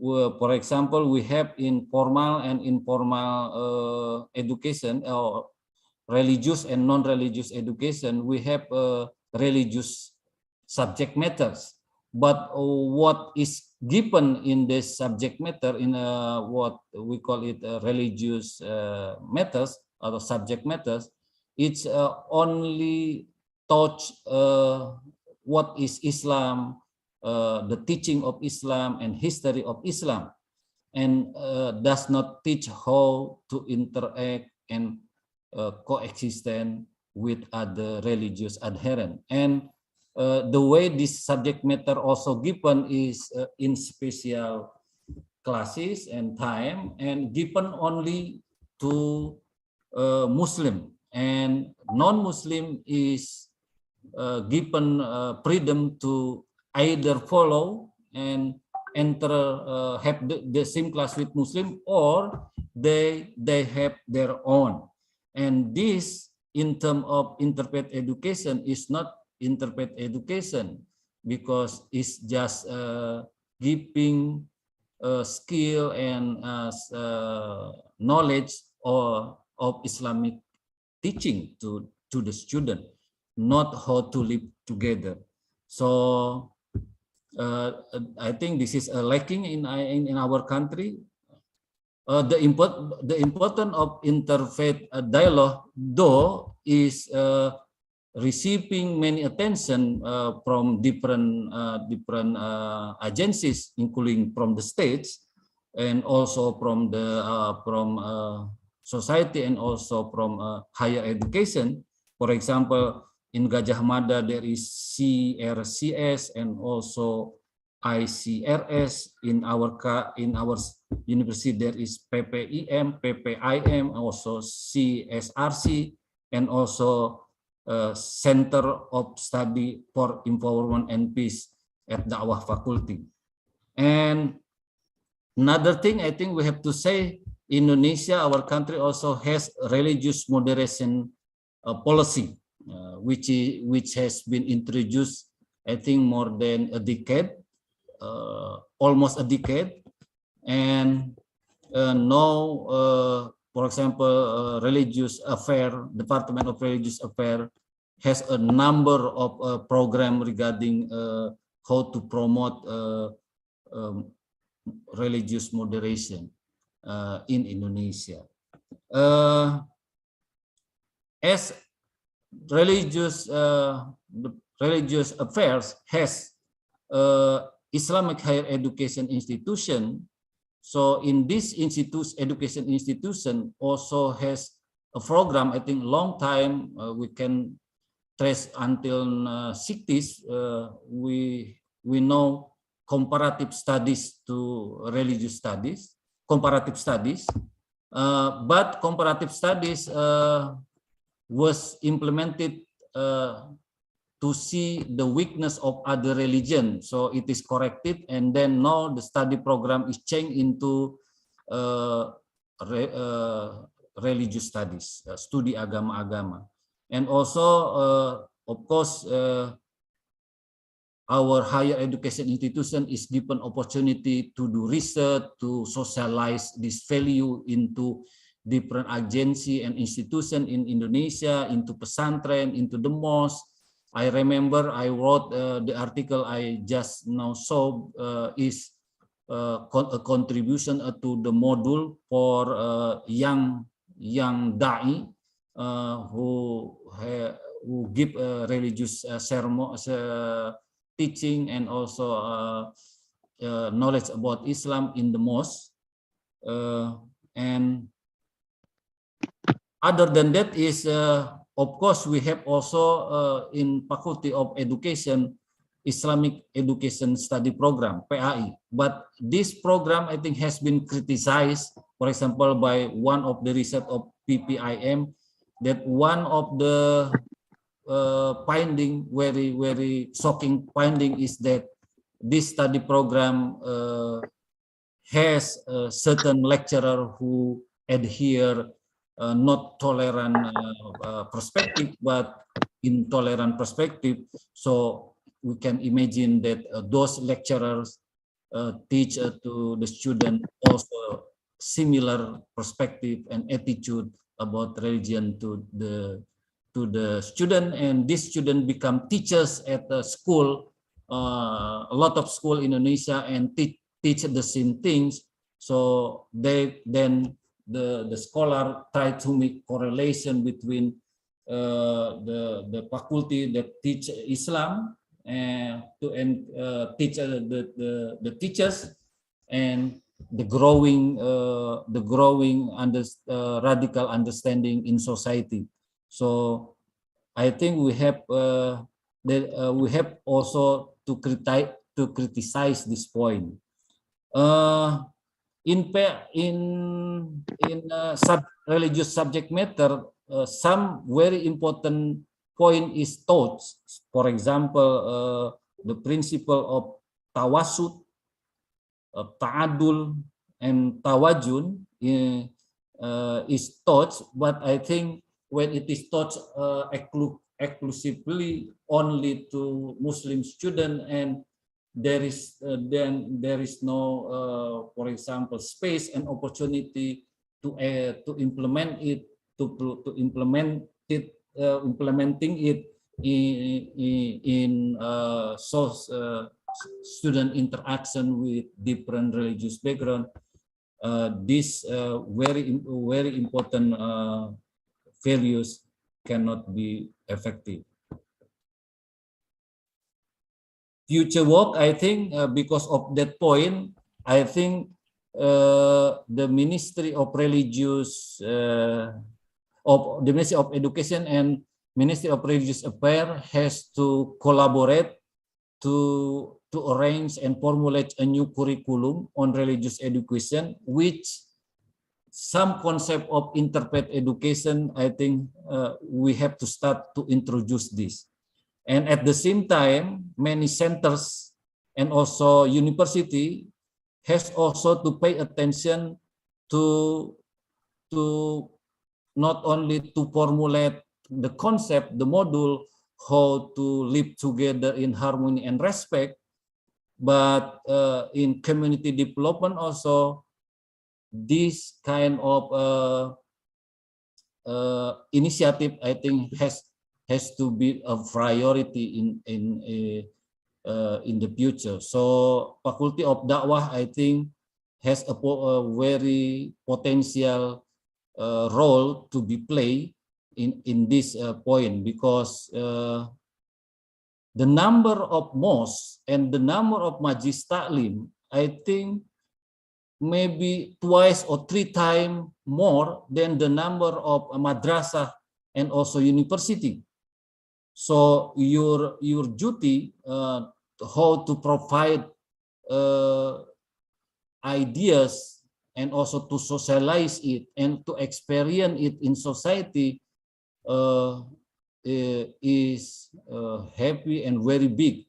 So Faculty of Dakwah, it is your turn to play a very important role in this I think occasion. And PTKIN should formulate its own concept of interfaith education. This, I think, we can collaborate between religious faculty in our university, Faculty of Dakwah, Faculty of Usuluddin, Faculty of History, Islamic History and Civilization, and Faculty of Sharia to formulate interfaith education. And if it is possible to make a pilot project, how we introduce interfaith education with different and new concept than interreligious dialogue or tolerance that have been done so far. Okay, for concluding remark, I would like to quote I think very important quotation from the Red Victor H. Kazanjian, which is a prologue for the book Interfaith Education for All, Theoretical Perspective and Best Practices for Transformative Action. For us to begin to understand the creative possibilities that are held within the diversity of human experience, we must move beyond the tendency to settle for the tolerant as the goal for human encounter and risk the possibility that our lives are in fact inextricably connected one to another. As people of different religion, spiritual expression, indigenous tradition, and humanistic belief, we are too often segregated from each other, which leave us ignorant of the values and practices that are significant to our life. Ignorance is the enemy of peace. Tolerance does not dispel ignorance.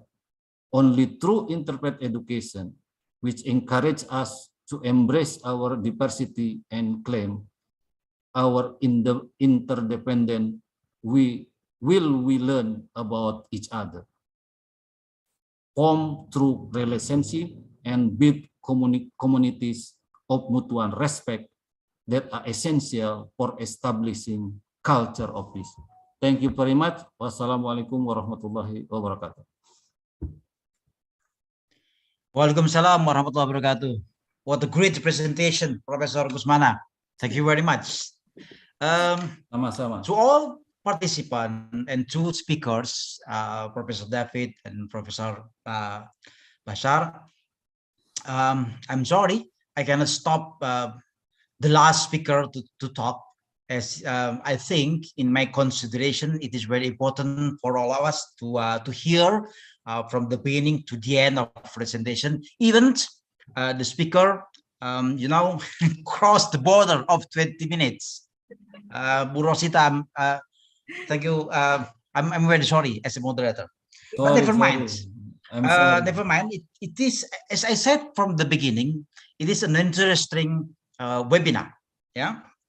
Let me remind you, all of you, that Professor Basar has given us a tausiah from the beginning, because he used the word tausiah. Professor David, you were not here when Professor Basar talk about this. So let me tell you two things that the tausiah is given. The first, according to Professor Basar, we need to know what international citizens understand you to disseminate the concept of the diversity, which in Islam known as Islam Rahmatan lil Alamin. The second, and this is very important to all of us, I think, don't be judgmental personal. You are the best religious people, for example. You regard yourself as the best religious people, while others are must going to the hell, for example. Yeah, we have seen this during our election, local election in Jakarta, when Ahok was accused as kafir, while he got heathens and you know, the hell as we regard as Muslim. According to Professor David, there are two ways that he is very proud of. Yeah, that the Harvard University has been implementing. The first, students from other religions backgrounds have to study all topics related to other religions, either it is Islam, Hindus, Buddhism, and others. This is the first that he is proud of. Secondly, the university allows all students to present their views regarding their religions in the same case, to find a good model of interfaith dialogue. I'm sorry if my memory is limited, Professor. And for the third speakers, because you can see his presentation, it is not my obligation to summarize what he has spoken. So let's discuss. All speakers, the three professors, there are at least 4 questions delivered by. The first is coming from Ali Munajib. I think the question is delivered to all of you. He is asking, is there any, you know, a meeting point to develop communication between the interreligious people in order to create a global peace? Let me elaborate his question. Probably according to him, because religions are different, how could we develop the same view? What we in Quranic verses, in Quran sense, this is what we say kalimatun sawa, if I'm not wrong. Okay. The second is coming from Agita Salvayanti. This is the question is mainly delivered to Professor Kusmana and Professor Imam Bashar. She is asking that every religion claims that it is the best and the most right. According to her, you know, the truth is very subjective, because every religious people will claim that his religion is the best and is the most right. The question is how to create the universal truth among religious different people. Interesting. Number 3 is coming, the question is coming from Fitri Agistiani. She is asking, is there any strict border between religious people regarding and in defining tolerance? What is the tolerance means? Is tolerance means we must accept other people faith, for example? This is the third question. The fourth question is delivered from Mr. Asep Saifuddin. And the question is mainly delivered to Professor David and Professor Kusmana. According to him, the interfaith education is a must, is compulsory to be delivered from the very beginning of education. In Indonesia, it is said as SMP, SMA, from secondary and from high school to the university. Because according to him, he got a kind of interfaith education when he said, when he learned in his schools. But now, according to him, it is rare to find any interfaith dialogue in any schools. What do you think regarding this? And the fifth, from my best friend, Mr. Mudaris Ali Mashoud. He is the activist and the director of LP3S, and now he is the head of Sekolah Moderasi Indonesia, Indonesian School for Moderation. He is asking, how could mainstream the principle particularly to the millennial generation who live in open society in virtual world without bulkhead? So he is underlying the bulkhead, the border among a millennial generation. And specifically, he is asking, is there any experiences and good practice among speaker itself during your daily life? I think this is the sick question. You can, for every speaker, can summarize from my question. And to make this seminar efficient, you can summarize the question and you can answer in brief. Since Professor Bashar was the first speaker in this seminar, I will allow him to answer the question. Come on, give us a tausiah, Professor. Thank you.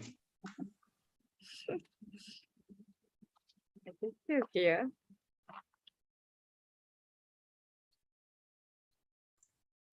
Professor, hal tazal hina? Oh, I'm sorry. I am here, yes. Okay. And as you were told, I'm sorry. Can you see me? No, I can see you. You are ghaib. أنا حاضر. حاضر? Alhamdulillah. I'm trying to see. Okay. No, that's PowerPoint. I'm sorry. I'm just trying to answer by making sure that this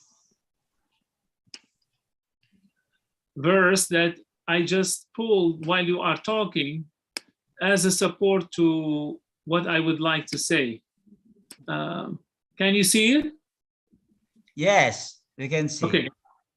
So this verse in Surah Al-Hajj, this is verse number 17.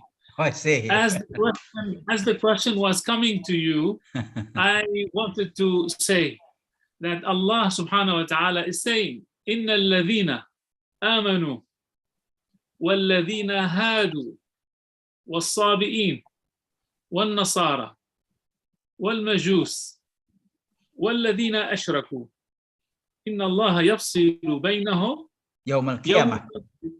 إن الله على كل شيء شهيد.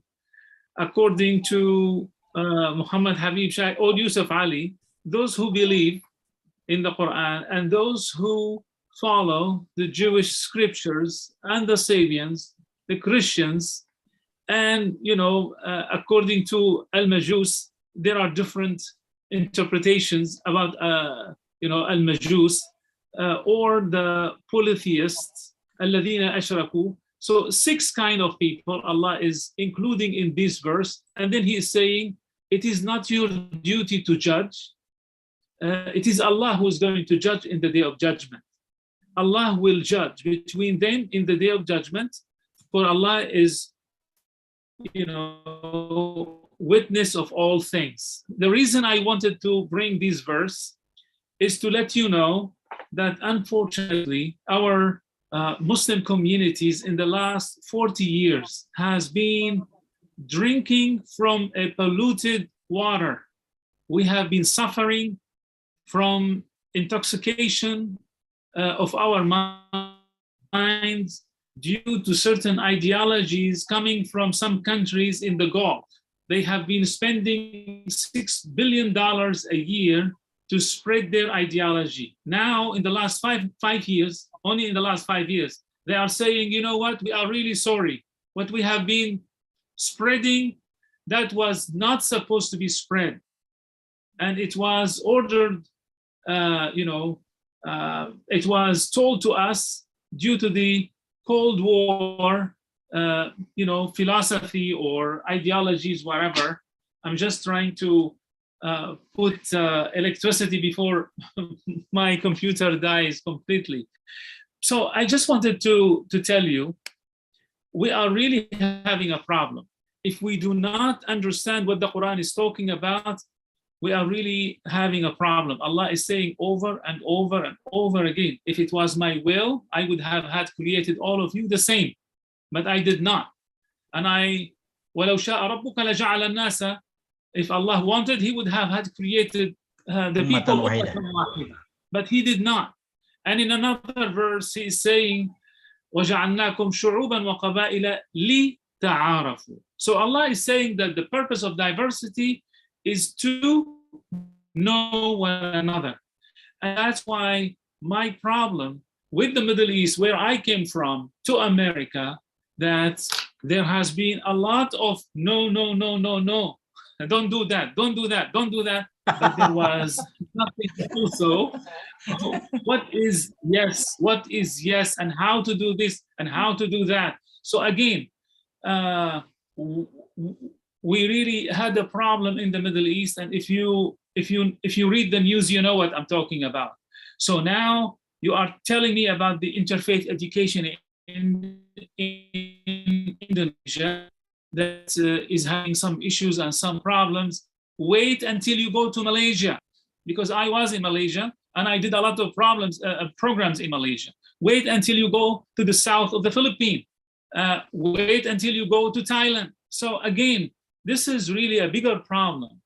And I really hope that Indonesia, the country that has amazing culture of tolerance and amazing cultures of coexistence, amazing cultures of knowing the other, that they will do more and more in terms of outreach.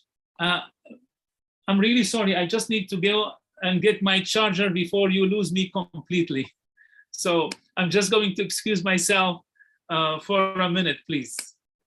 Okay.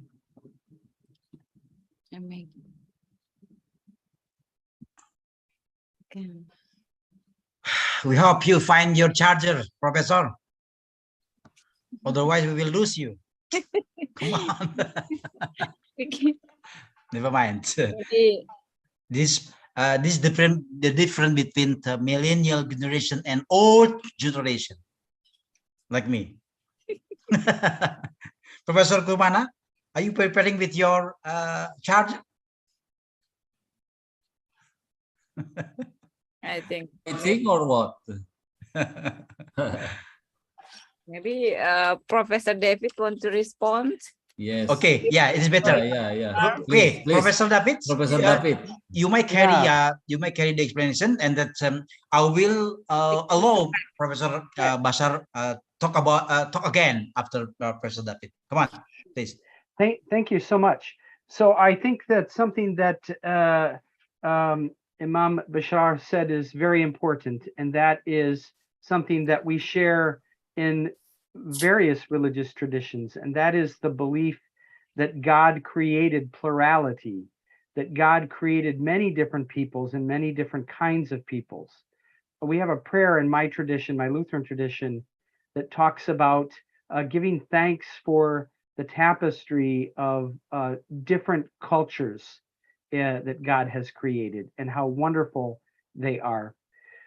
So if we begin with that, if we begin with this acceptance and knowledge that God knows best in creating these variety of different cultures and ethnicities, and that we are to do best by getting to know one another, the important thing, I think, in multi-faith or interfaith education is not necessarily what you might teach someone about your religious tradition, but you first and foremost come together as human beings. You come together as created people of God, creatures of God. And we enter into conversation with one another with that realization that we are both creatures of God on the same footing. We both are born and given breath, and we both will die and go to dust. And so that is something I think that is very humbling for us when we recognize this, that we are learning from another human being. Somebody asked the question about what positive experiences have you gained from these? I think one of the things that we find out very quickly is that when we are open to hearing from another human being about their religious tradition and their views and their beliefs, and we listen to that, we actually find out that we learn more about our own tradition and our own beliefs. Why? Because when a Christian is sharing how they view what is going on with the environment, for example, and how I, as a Christian, might respond to the crisis of the environment of global warming, that prompts the other religious person in front of me to ask that same question of themselves and what they think about their own religious tradition and how they would respond. So I think it's not only the content of learning about another religious tradition, it's that in hearing that other perspective, we learn more honestly about our own selves and about our own religious tradition that is critical. Finally, let me just say that something that Imam Bashar said that was also very critical, and that is the importance of diversity leading to peace. And how important it is simply to listen to the other person rather than assuming you know about them, or you've been told about who these people are, you know what these people think, and you know what they believe. That may not be the case. You might be surprised at what you learn from the other person. So that's critically important. So I want to thank you all for listening. You are most welcome, Professor.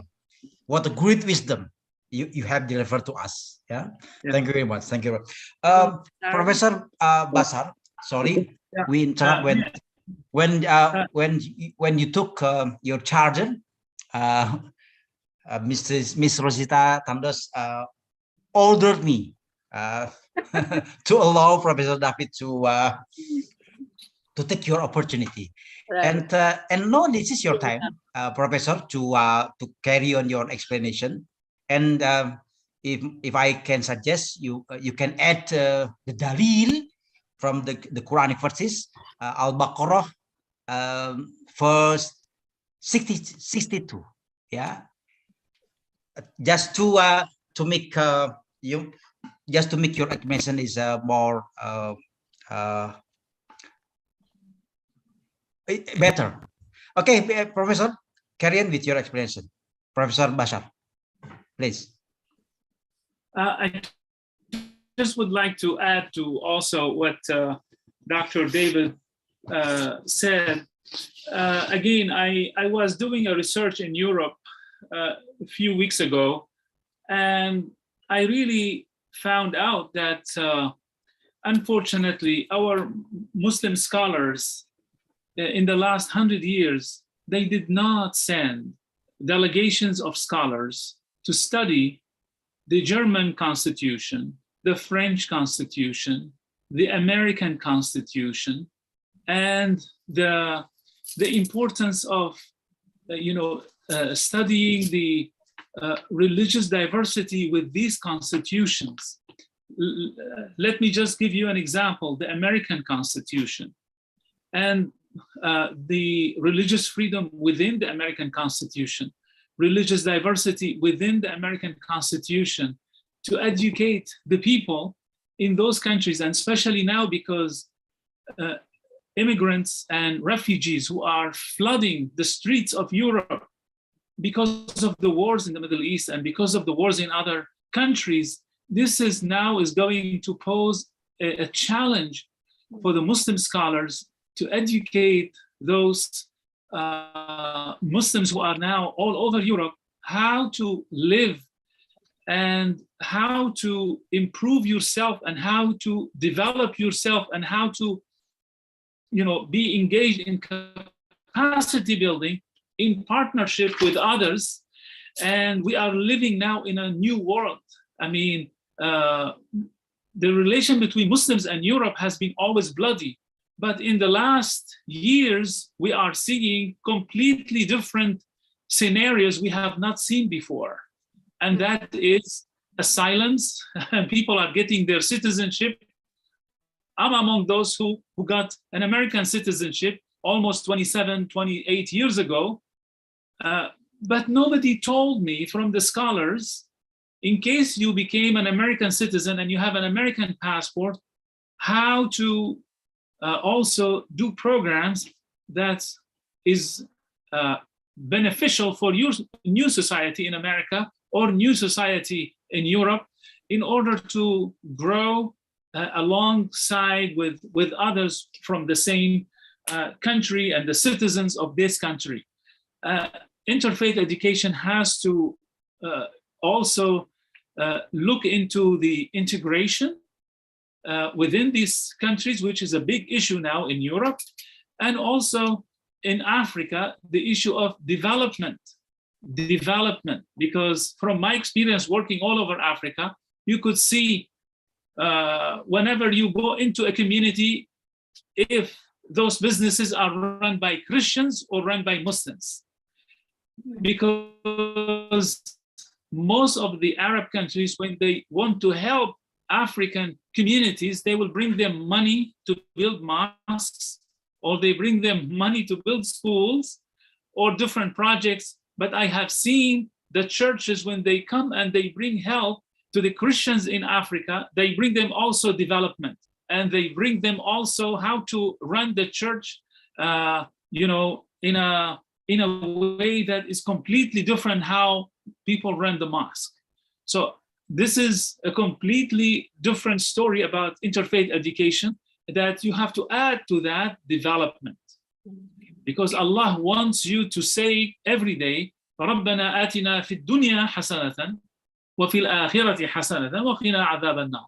Oh Allah, give us good life in this world first. Allah didn't say رَبَّنَا آتِنَا فِي الْآخِرَةِ حَسَنَةً وَفِي الدُّنْيا حَسَنَةً. No, he started with dunya. Today, in order to have a good dunya, you have to partner with your fellow human being, even if he was Christians or Jewish, in order to build and to populate this earth to the fullest in terms of development with peaceful coexistence. I would like just to say that. Thank you. Thank you very much, Professor. What a great explanation. I saw here Pak Asep is smiling, because of your explanation. Pak Asep, did Professor answer your question, Pak Asep? Yes, Yes, I I think. understand Yes, because I yes. have met him Okay, good. Okay. with Dr. Sukma. Good to see you again. Thank you. Okay, now I will allow the last speaker, Professor Kusumana, to answer all questions are delivered to you. Thank you, Professor Kusumana. Yeah, I would like to answer maybe the last question, yeah, because the rest of the question has been answered by Professor David and also Professor Imam.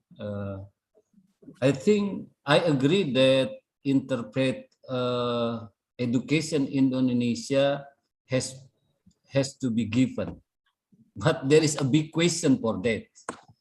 We don't have the concept yet because Indonesia is different with the Western countries. Muslim are majority here, and in Western countries, Muslim are minority. Then this a big difference. I think we have to formulate a leading concept from Islamic perspective of interpret education, but which accommodating the existing recognized religion in our country. So there should be element of Hinduism, Christianity, Buddhism, and Confucianism. And also because the strengths of interpret education is how every student and lecturer or teacher is provided space and opportunity to interact, to learn how to understand and respect others. I think the concept should be more on case study. So to illustrate different issues and also to illustrate different cases that Indonesian people encounter in their daily life. And this, I think, in formulating this, not doing by ourselves. We have to invite Christian scholars, Hinduism scholars, and also other religious scholars to sit together at the Faculty of Da'wah and Faculty of Usuluddin, I think, happily and glad to participate in this formulation. All right. And second, interpret education for millennial based on daily experience. I have an 8-year-old boy, and the way he socialized and learned many things is different from the way I was living when in my childhood time. Children right now learn a lot from the digital information. Almost all his time from wake up in the morning until several minutes before getting to bed is holding the device, mobile phone and tab. And what I was praising a positive thing is they learn. He learns English language faster than his parent, even become a native. The way he speaks is just an American or a British. But because he consumed many things and so different things from the internet, sometimes I cannot follow what he taught, but sometimes I'm surprised because he has been able to criticize some certain understanding of basic religious teaching and also practices. and I have to make some effort to give his answer. For example, why a Muslim has to do 5-time prayer a day? It is waste of time, he says. This is difficult to answer, to make my child understand about this. So I think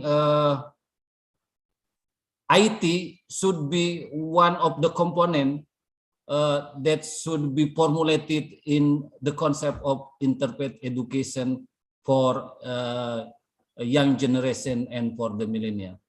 Pak Helmi, thank you very much. That's what I can say. Okay, you are most welcome, Professor. So your son, I think, has a good professor. The name is Google. And like you to have a smart son like him. Professor David, Professor Bashar Arafat, Professor Kusmana, Ibu Tandos, and others.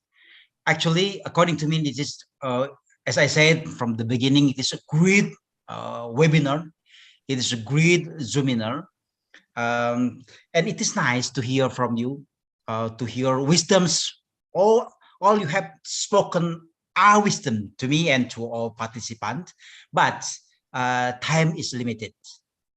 I know Professor Dad is look sleepy because what time is it in your country, Professor? 12 a.m. Okay. Okay, and also Professor Basar, I think it is too late in your country, but it is your great dedication to deliver your knowledge, to deliver your expertise to all Indonesian, because we have problem with interfaith dialogue, and it's great. Proud of you all.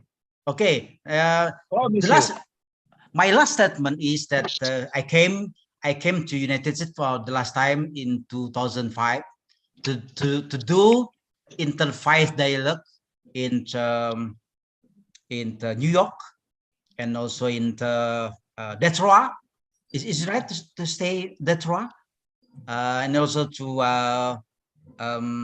Newcastle. Yeah. And I miss that experience. So it is better for both of you, Professor David and Professor Bashar, if you invite us, all lecturers in the Faculty of Dawah and Communication, to come to United States, and we can make a good dialogue regarding interfaith. This is from me. I'm sorry if there are many mistaken that have delivered in during the seminar. And the time, I'm giving the time to the Master of Ceremony. Thank you very much. Thank you, Mr. Helmi. Another seminar. Thank you. Where is the Master of Ceremony? I'm here. Yes. Okay, may I say something before we end? Me, the one that really have to say deep thanks to all the professor, especially for David Grafton, to keep you staying until the late night, and then also to Professor Imam Basar, who always with us, take care for the center, and then for the we're so proud to you, Professor Kusmana, for the what we learned so far, and of course, the last from me. We again, I just to say thanks also to Pak Helmi, is Ustad and also professor at the Faculty of Dawah. And then I just want to share that again, professor and students from State University Syarif Hidayatullah, Islamic University Syarif Hidayatullah, are already going to US. Okay. I know that Professor David with Harvard International University has very many programs there, peace building, women leadership, and so on. Not just limit to this program, we can develop more. And then also to Imam Basar is travel a lot to Indonesia, I think, and have so many programs to prepare for us, and then we can collaborate together with the center.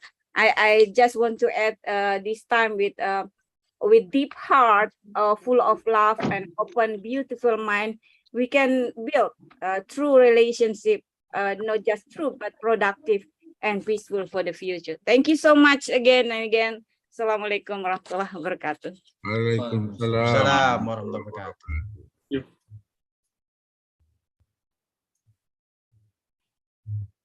Yeah. Back to MC. MC? Yep. Please close the seminar officially. Yep. Parasit, do you want to say something? For the dua? For the dua. Okay.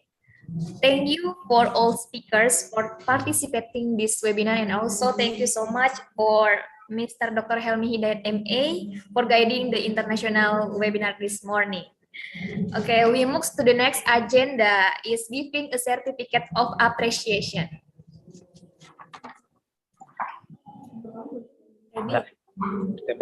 Mr. David. Okay, the first appreciation will be given to Mr. Professor David Gafton. Thank you very much for transferring knowledge for all of us. Next, the second appreciation will be given to Mr. Professor Kusmana, MA PhD. Thank you so much, Prof. Thank you. Okay, and the third appreciation will be given to Mr. Dr. Helmi Hidayat, MA, as a moderator of this webinar. Thank you so much. And Professor Basar. Professor Basar. And also, Professor Basar, Yeah.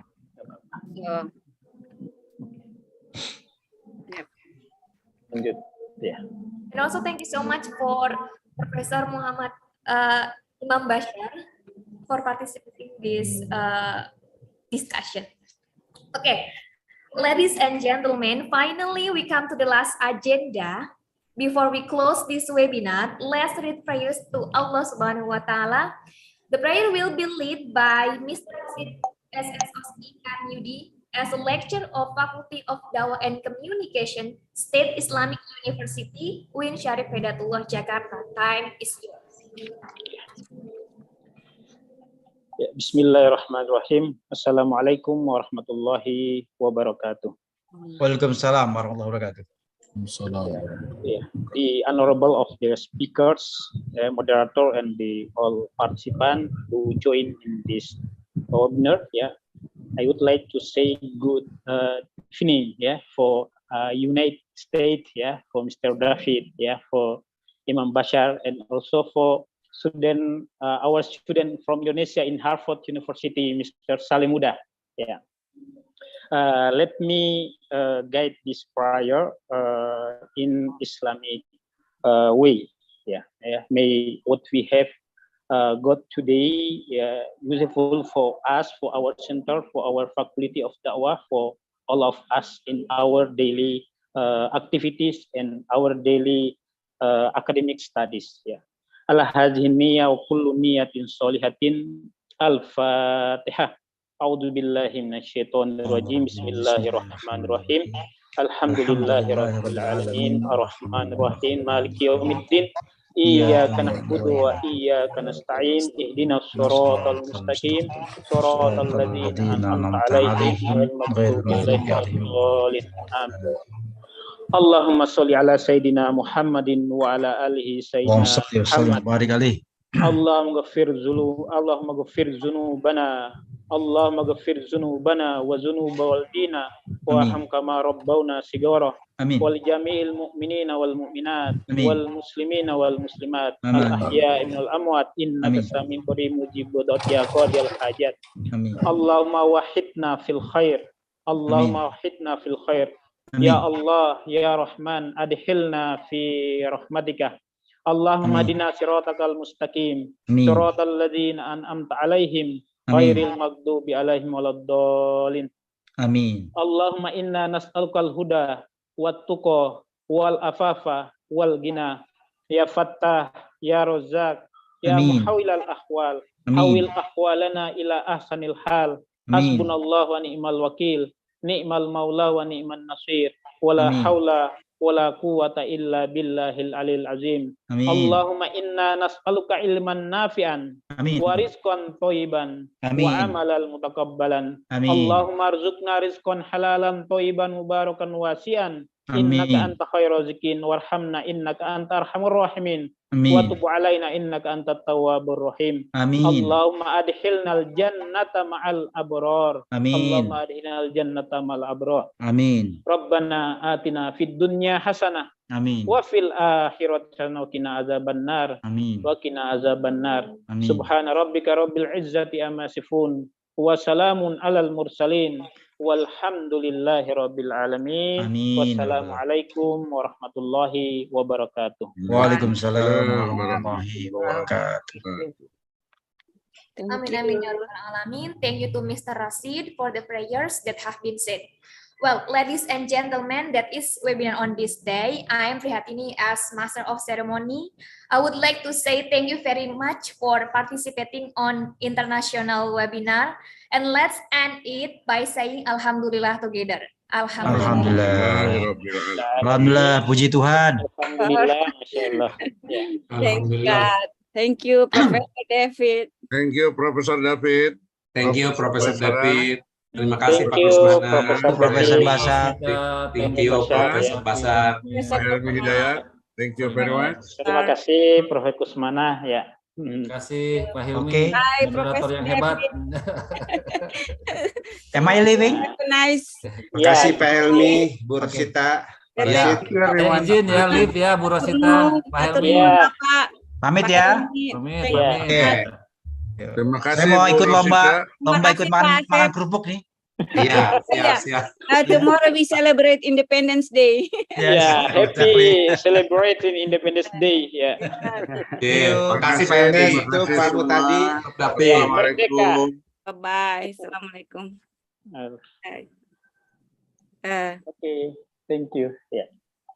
Udah. Thank you Pak Saleh muda who wake up Prof David. Ya.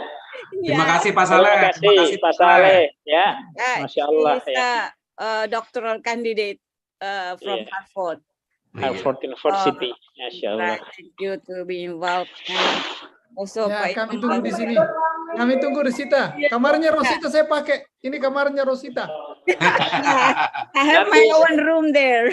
Ya, insya Allah Saleh muda ya kita next year ya tahun baru di sana. Ya, Oke, welcome, 2023, welcome. Ini Oh, ada ya. kamar di sini. Ada kamar kosong lagi di sebelah lagi. Ya. Pak Imam Basar is still there? Ini udah left dia. Oh, udah left. Okay, thank you Yeah. so much. Ya, makasih Bu Rosita di ini difficult time ya. Pamit ya. Sudah pamit Ya, ya. makasih Kak. Ya. Banyak Ya. Saleh. Ini sudah jam 12 malam di Amerika. Iya. Oh, thank you so much. Ini saya tadi mau bilang terima kasih untuk kerja-kerja volunteers dari semuanya, dari narasumber, dari para tim di center. Iya. We can meet for next hour webinar insyaallah. Ya, ini para tim ini semua di lantai 1 ya.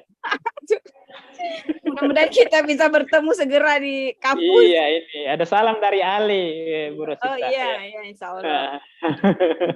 Oh, di depan saya belum. Kalau ini ya kita offline lah di kampus persiapan. Insyaallah ya. Persiapan untuk selanjutnya insyaallah. Makasih Bapak Ibu sekalian, anak-anak mahasiswa, you always doing great. Mahasiswa, thank you so much. Insyaallah kita ketemu lagi di sesi-sesi berikutnya. Iya. Assalamualaikum.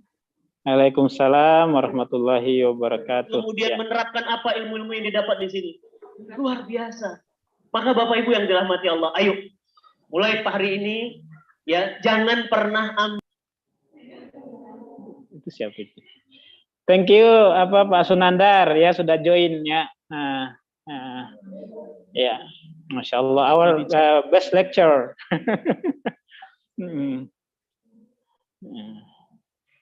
Ya, hari ini kebanyakan dosen-dosen ya, Masya Allah ya, benar-benar internasional and good ya, quality seminar. Ya, udah bisa di ini di. Tadi yang NO. Pak Muhtadi, you can leave all the meeting ya. Ya. Ini Pak Sunandar lagi di acara lagi ya, di acara ini ya. Ini dia. Ada. Ada tuh. Dia. Bapak bisa keluar langsung. Keluar aja ya. Nah, gue kamera.